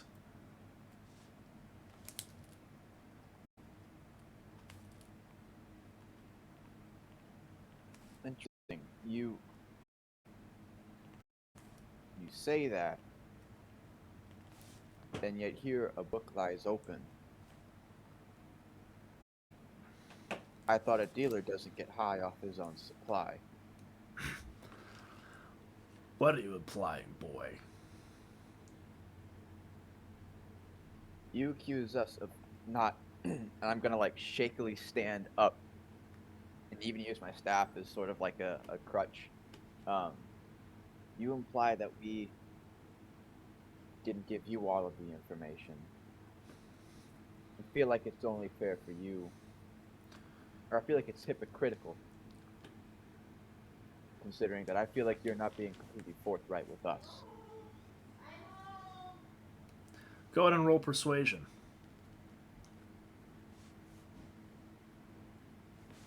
Oh boy. That is a 13.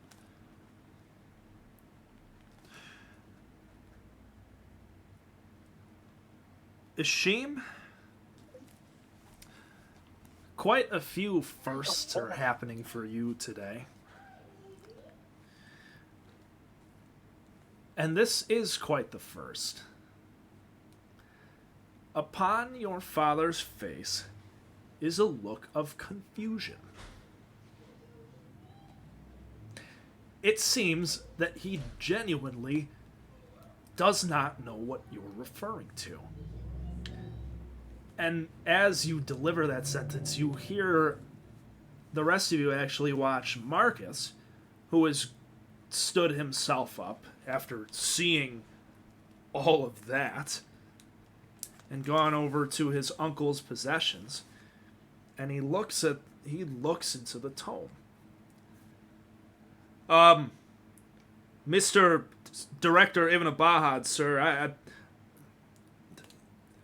I'm not calling you a liar, but well, this isn't your book, sir. Look, here, he picks it up, and you see Marcus shows the cover of one of the tomes that he mentioned before, Advanced Arcane Dissipation. I know the cover from back to front, but I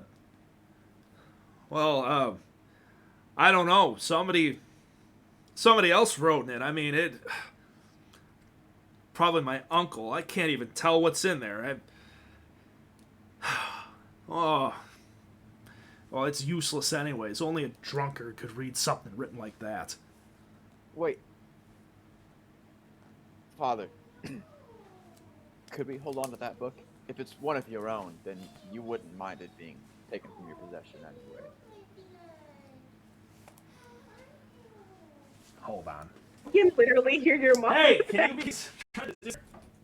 Be quiet! You're about to... You're my... I'm going to take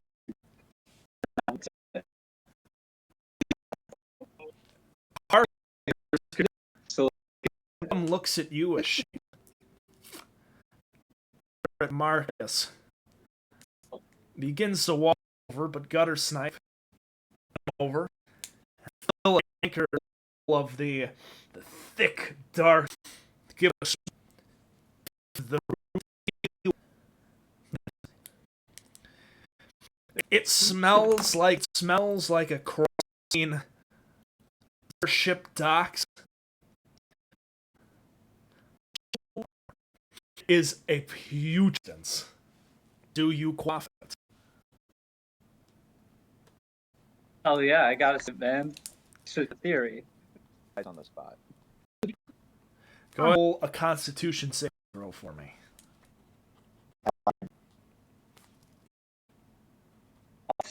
No motto. Oh, Snipe, you back, and like a boom, almost as soon as it touches your vision slur, your coordination, whoa, unsteady. Marcus looks down at you with the book still in his clutch. Are you okay?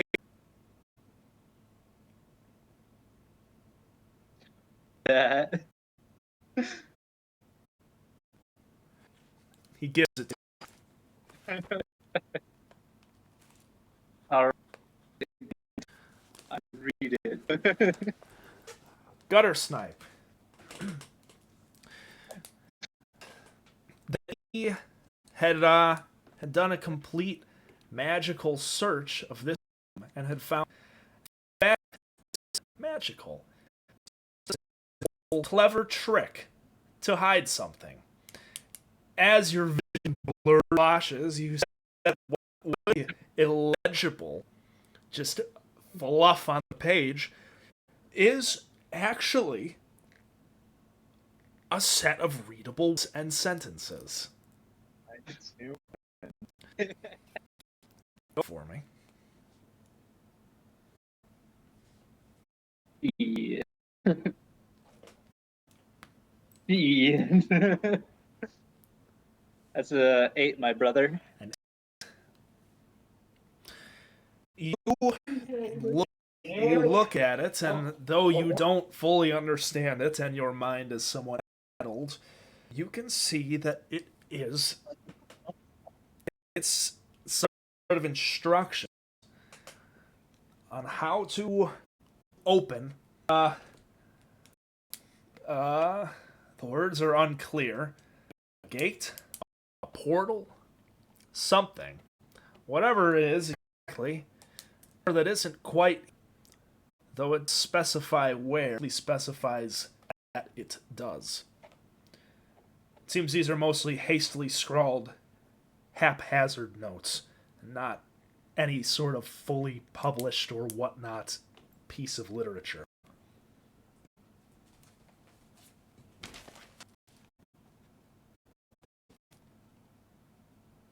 All right. Harkham walks up and snatches the tome from him. You're right. He looks over it. It's nothing. Peer down in glass. What do you see, Science Project?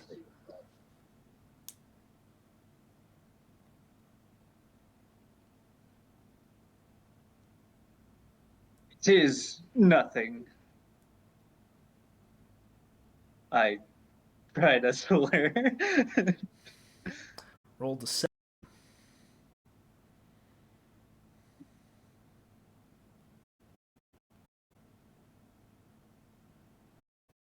Uh-oh.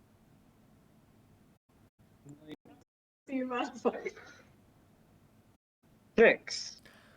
6. Okay. He looks at you. Then looks over at the barrel.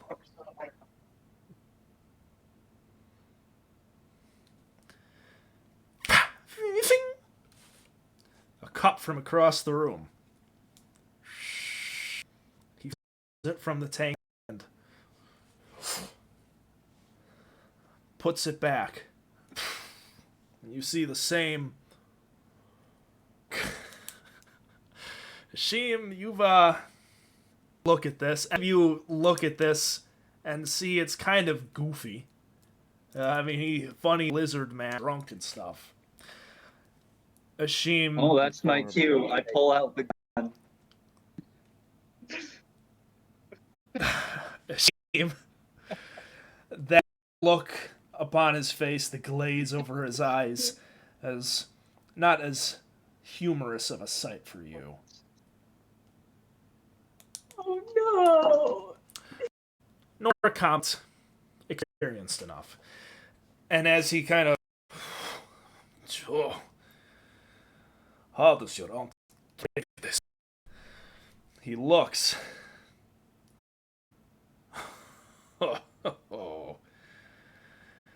He is more cleverer than I thought. Of course, these. Well, this work is not. This work is not his. But. He looks at the stumbles on the barrel. I think I may have found something. I'm sorry, what color is his skin? He's No, I'm just asking for. he's green.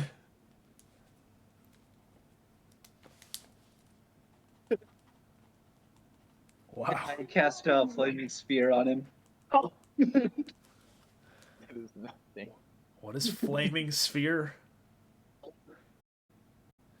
Are you serious, or was this another joke? Usually it'd be a joke, but this time it's not. I'm actually doing it. That bastard took credit for my thought. Are you sure that you want to do that? You don't want to do it. Do it. Don't do it. Am I sure I want to stop? Odd. Fine. I mean, you do it. I was just gonna cast counterspell.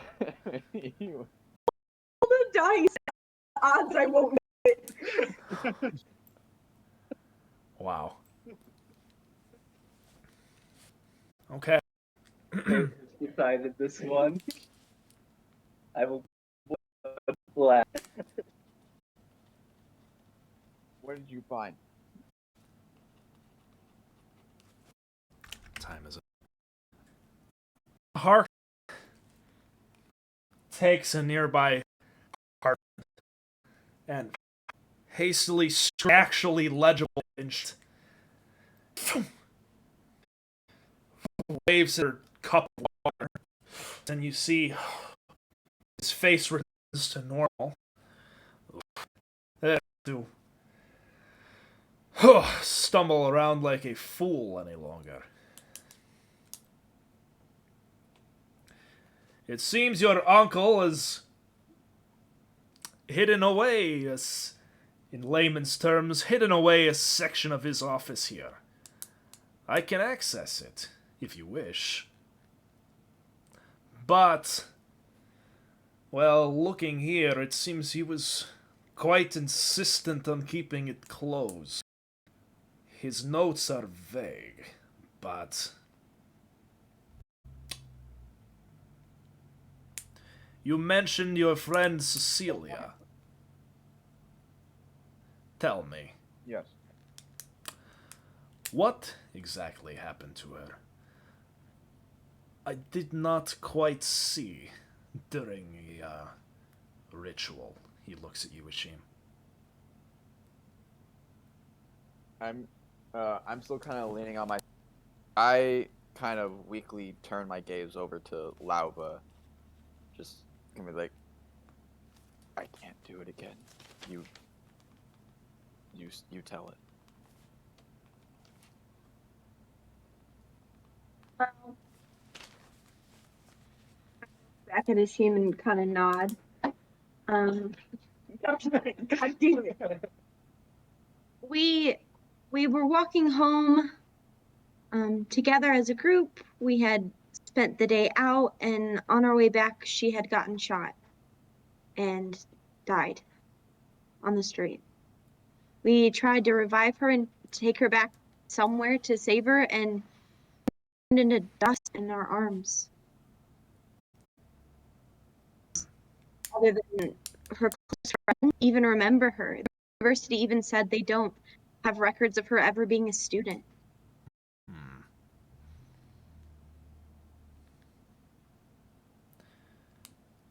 Looks at you as expressionless. Quite an interesting thing.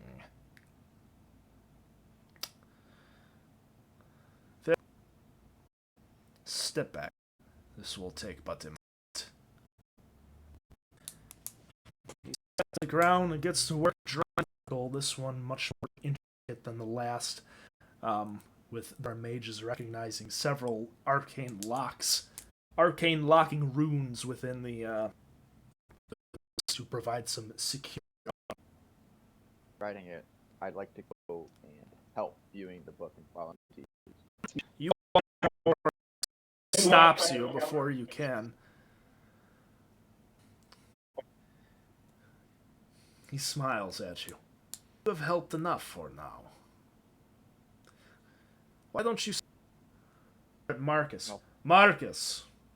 Why don't you get my boy another refreshment? Yes, sir. Marcus hand. Was discarded.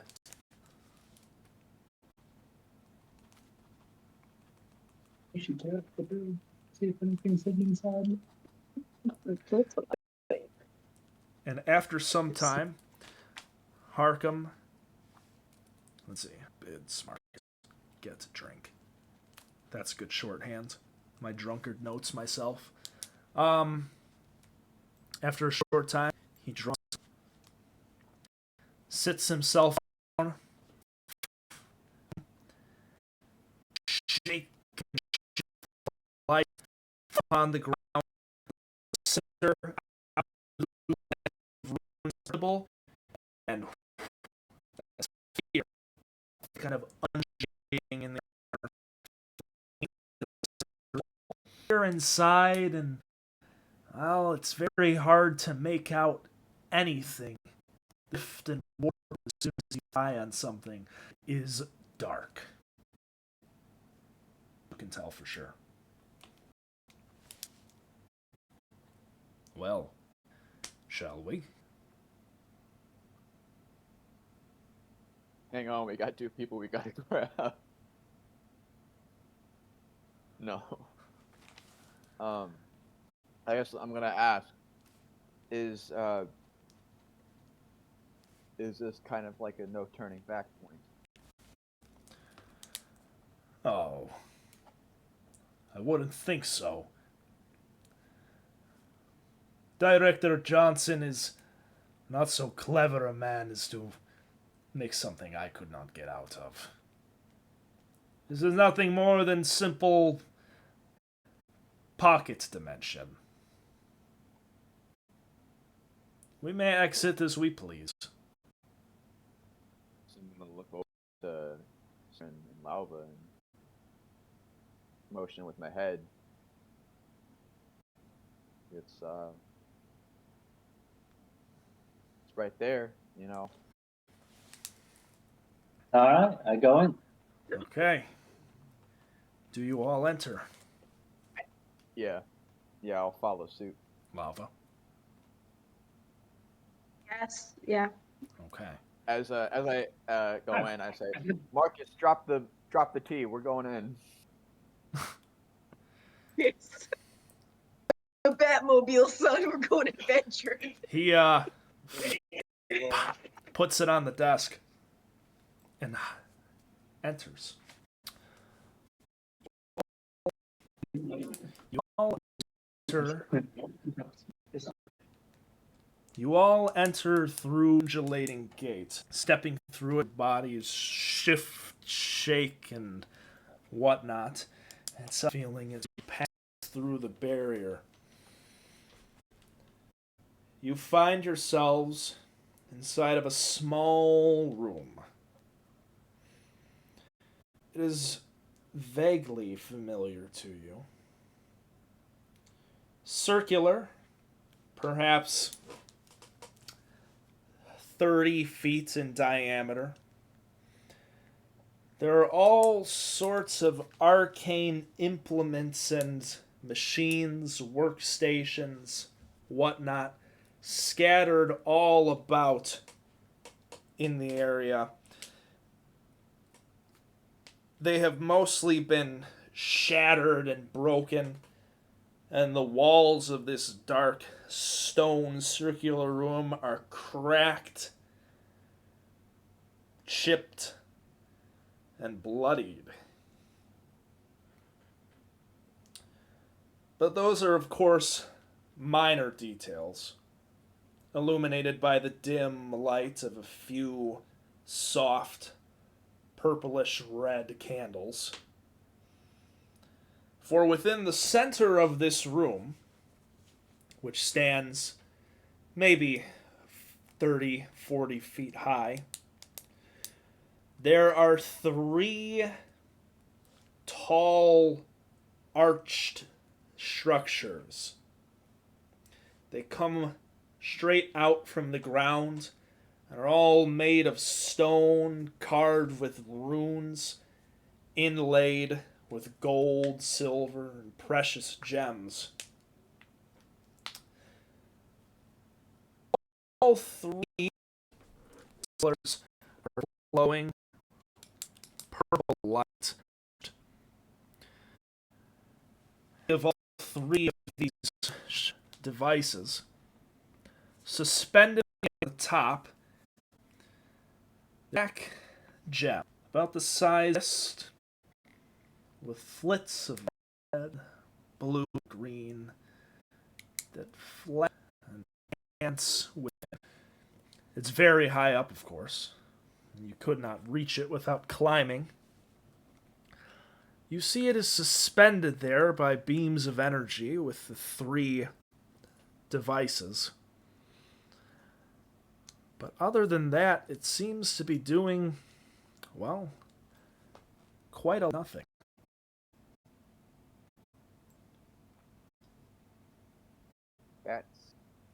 That's it. That's the thing. Wow. Harken. So you said. Go ahead. You said there were gems in their rooms? There are pylons. Well, I'm obliged to. Okay. I gotta go touch the shinies. Are you trying? Pockets if I can. You're trying to nab one? Yeah. Okay. As you go towards one, which one do you choose? The good ones or the one that's a little damaged? The damaged one. It'll miss it the least. Okay. You quickly go over and you scan a bright red ruby, the size of one of your eyes. It's calling to you, beckoning to you. You ought to take that. Snipe, that might not be a great idea. We don't know what. The rest of you stand awe-stricken, awestruck at this thing as Snipe, you grab a gem and take it out. You watch as the pylon, the lights dance and dim for a moment, and you all watch as this gem, suspended in the air from the three pylons, drops. No, I want a kid. No.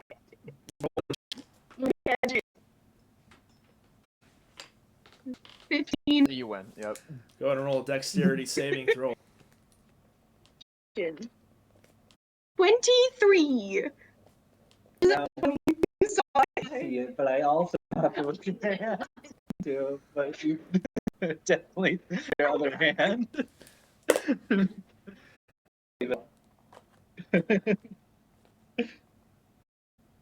I'll roll it again if you really think.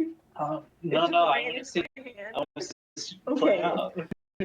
Lauva, you quickly jump in your hands. You have it.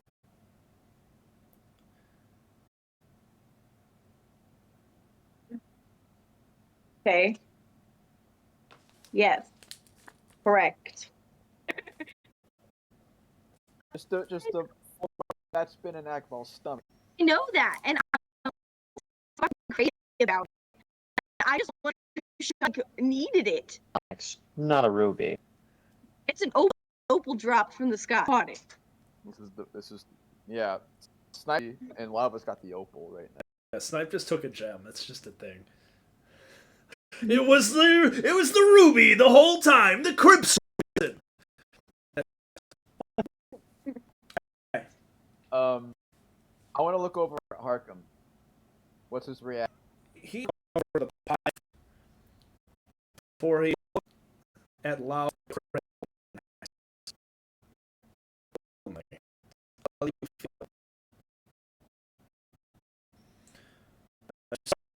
Are you getting crazy?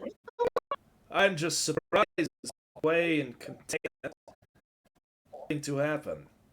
It's a bit hectic.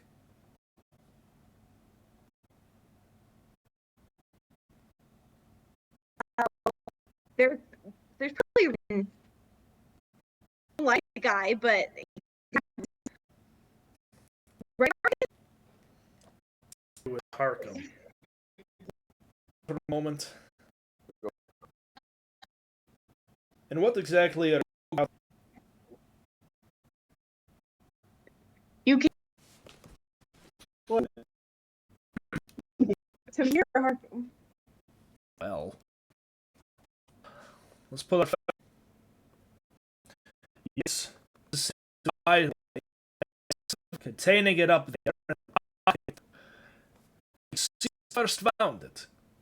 With your memory. For, but it is obviously very powerful. It seems your uncle was studying it. How and why I do not know, but it doesn't seem to be doing anything even. This is a great time for me. After all that stuff with the memory, do I remember what happened in the hospital? You do not. Rather familiar to her now, but Sorry, man, I don't trust you. And what the fuck are you? You'll be back. he looks at you expectantly, Guttersnipe. All you heard?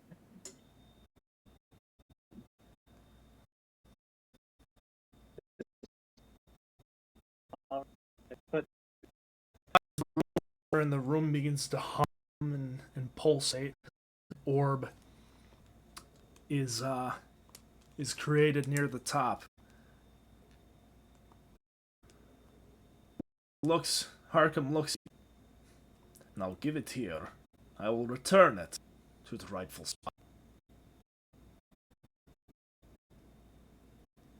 Gotta do it. A strength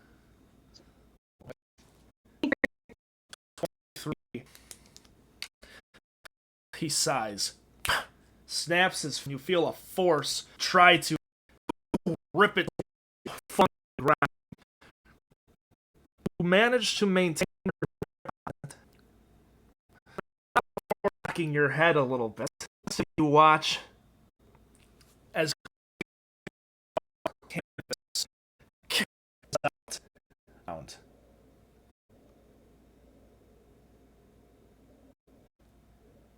I look at Marcus. What's Marcus? Marcus is just. He I already gave it away. Not really. okay.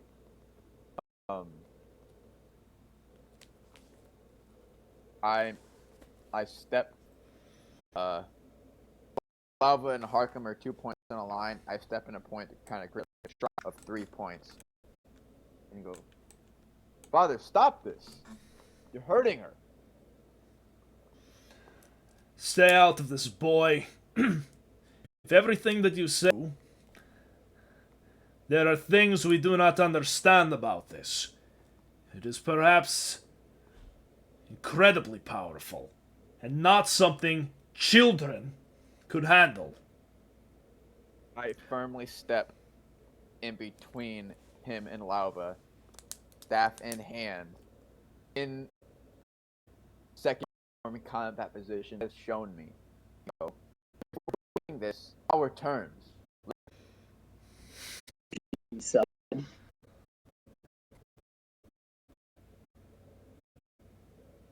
An unseen servant's character question. I would say,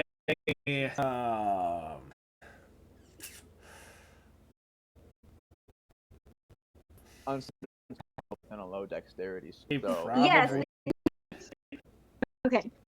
move up to 15 feet, but I did not know that I could make them climb. Plan B option, don't worry. Lava, you dazed on the ground, your grip still on the gem. And from the after smacking the blood, begin to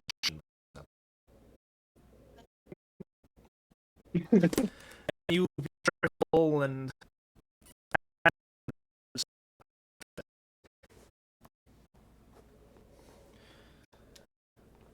Harkamy looks at you. Oh boy. Gain such bravado. Seriously. I'm not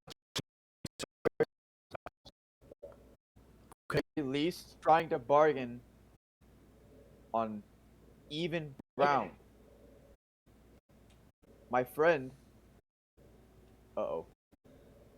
we just camera. Even ground. I'll leave one of my leading. If this is it's going to be solved, it'll take us more seriously.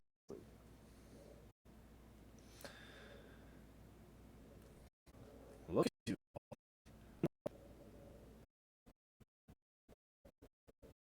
See you. Serious I am being. You and your friends are children. You understand little tricks, party favors. Uncle, regretful as it is, someone like him could, has been dealing with clearly beyond you. It's not me. I'm not doing this out of selfishness. I'm doing this for your and Lava, you watch the blood You will trickle not through the handle it. cracks of You will not handle our situation. Me ready. anything. No, I just was also going to say, you cannot handle it. But no, I suppose I'll also be Gathered now. You see the brights of Ashim's mirrors age with Harkham. To that the blood has begun to trickle in the stone. It has not cooled as you may expect. See the acts like a river.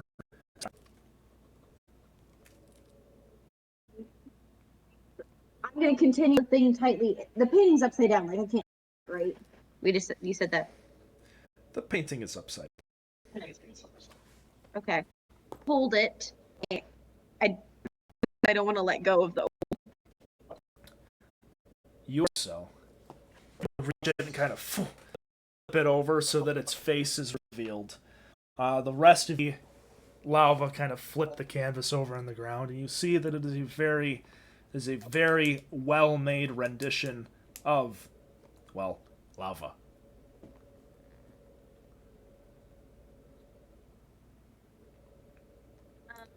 Can I tell if the blood is like on top of the painting or as far as that goes? Yours? Yes, correct. As you flip it over, you see that, yes, it's dripped and a few little spots invaded the canvas.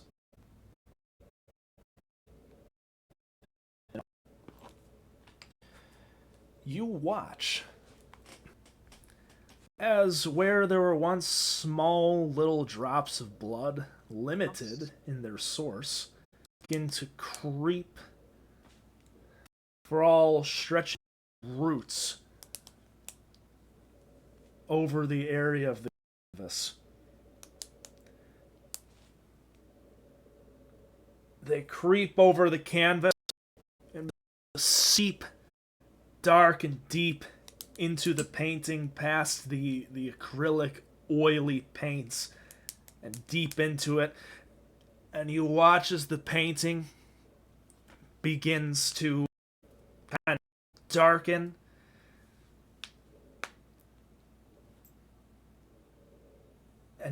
And as you watch, you feel two more things. One, the ring upon your finger, of which you have not yet been able to remove, begins to grow hot. And two, you begin to feel the gem clasped with your palm shake and shudder as it grows very, very cold.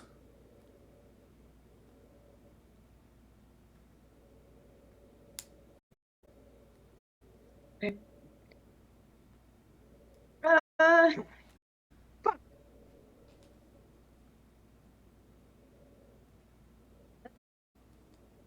I don't know what to do. I didn't think we get this far. Okay. Guys, the gem has stopped not doing anything. It's getting really freaking cold. I turn and kind of drop my guard and got Lauva and what's happening over there. You hear Harkham also, what? And you watch Lauva, as you say that and the rest of you turn, the gem shoots out of your hands up in the air. You, Lauva, have you at this point? Okay. You stand up and you all see the blood trickling from Lauva's head begin to drip, drip, drip before it kind of and is suspended in the air. And the little drips that once were falling off of Lauva's face from the wound in her head begin to shoot towards the opal feet in the air above you. The blood inside the cracks of the stone on the ground follow suit, and you all watch as the painting upon the ground, from within its center, dark as the oil plastered over the top, it melts and washes, eaten away, and reveals splotchy blains, dried blood, steel canvas, and into the opal. You all watch as this happens and begins to shake and shudder in the air, and begins to look at it. The dancing colors before the surroundings are black.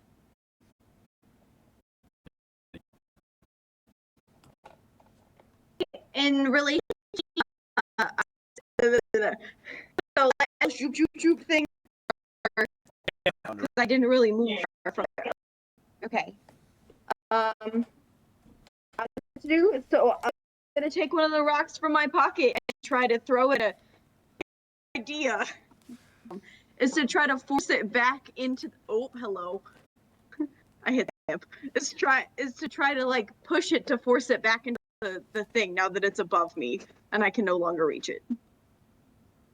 Okay. If that makes sense.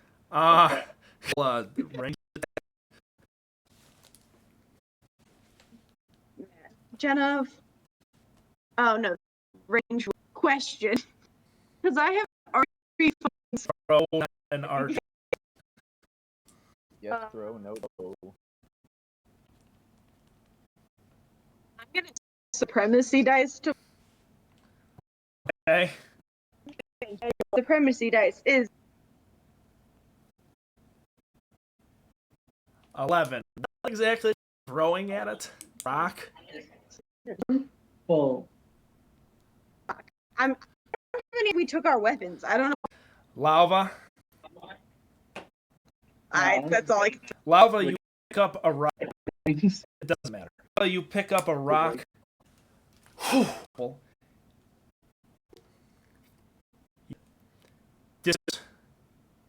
To it. And you all watch in an instant as the dark black perimeter rapidly expands and swallows you all. Mace and Agval.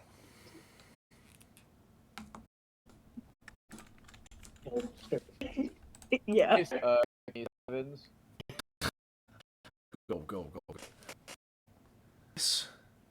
Oh, you there? Oh, I see you. You just. Oh, you can't.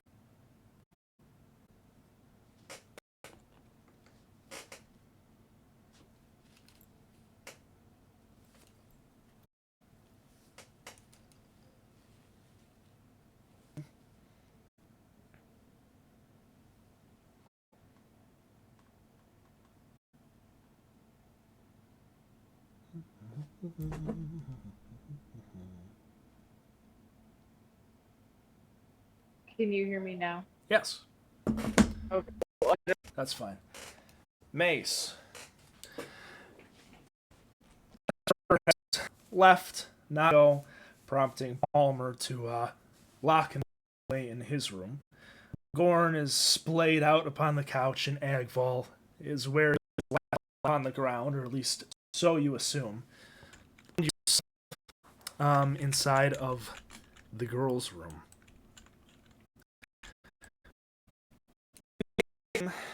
Seated upon the bed or wherever you have sat yourself to draft the letter that you described.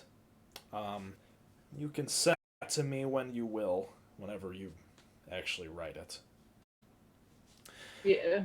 And as you finish it and seal it up in whatever way that you do you envelope it? Do you just roll it up? Yeah.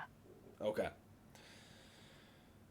You just sit there for a time, not really sure of what to do.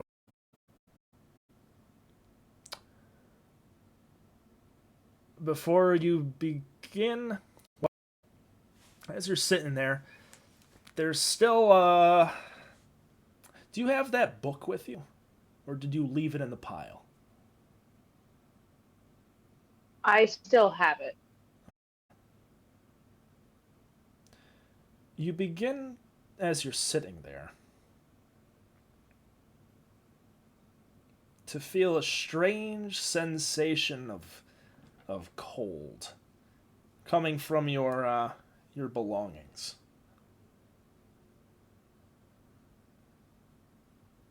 I'm gonna investigate. See what's up. You reach into your bag and are very quickly able to determine the source. It's the book of your roommate's former roommate, the one that you investigated and found to be mostly blank, save for 2 pages. One, the song which you have already ripped from its binding and taken with you, and a second, which you earlier could have sworn you saw something on, and yet upon investigation found it to be just another blank page.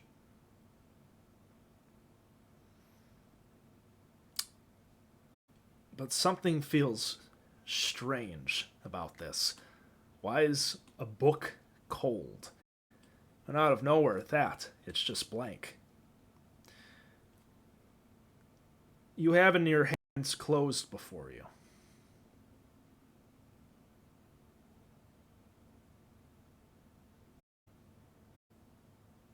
Wait, what? It is closed in your hands right now. Magic is not my thing. I know Palmer knows a little bit of magic, so I'm gonna go knock on the door. Okay. Go ahead and roll a wisdom saving throw.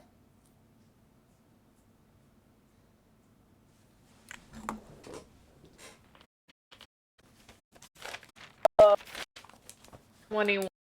21.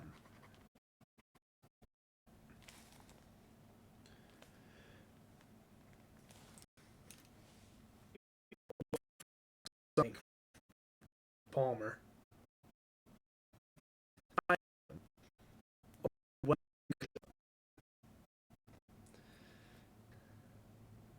Something probably strange.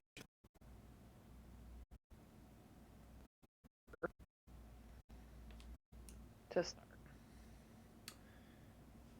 Mace, you open the front cover. You see, like before, it is blank. Nothing to worry about. Quick rifle through the pages. You rifle through the pages. Blank, blank, blank, blank, blank, blank, blank. Until you get to the second to last page. You see, of course, there was a space where you tore out that song. But there's one more page. Last time, the song was the last page in the book. Palmer!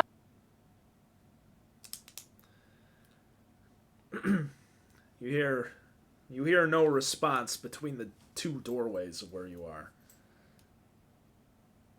I'll call out again a little bit more urgently. Okay. You hear muffled from far away. What? I need you to come. Eat. 9.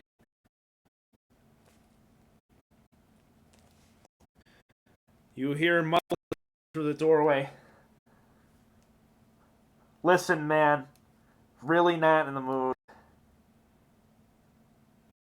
Can't you wait until Gorn or Agvald come around and... No, I need you because you're smart.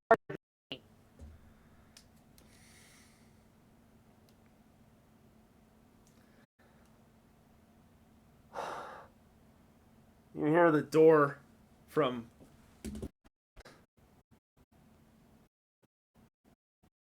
Hold. It's an extra page. I tried this morning. This book is cold. There's an extra page in it. Something is. I think it. I don't know why. That's what you call a book with old.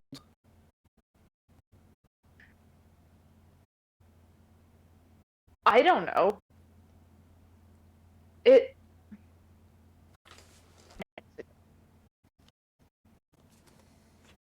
I hand him the kind of forcefully. Take a look at it. Thing I. Magic frightens me. Fine. I'll look in the book. He rifles through.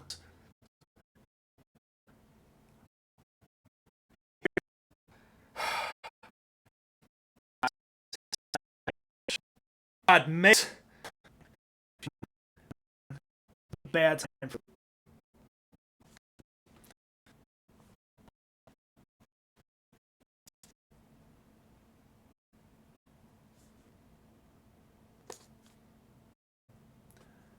Right. Sorry. Go back to what you're doing. Back to his more.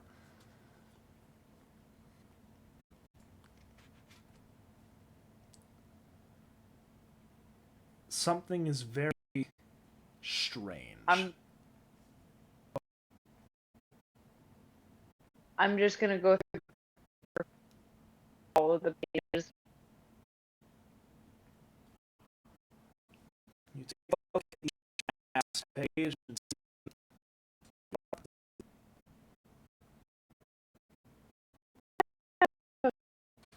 yeah, you guys do.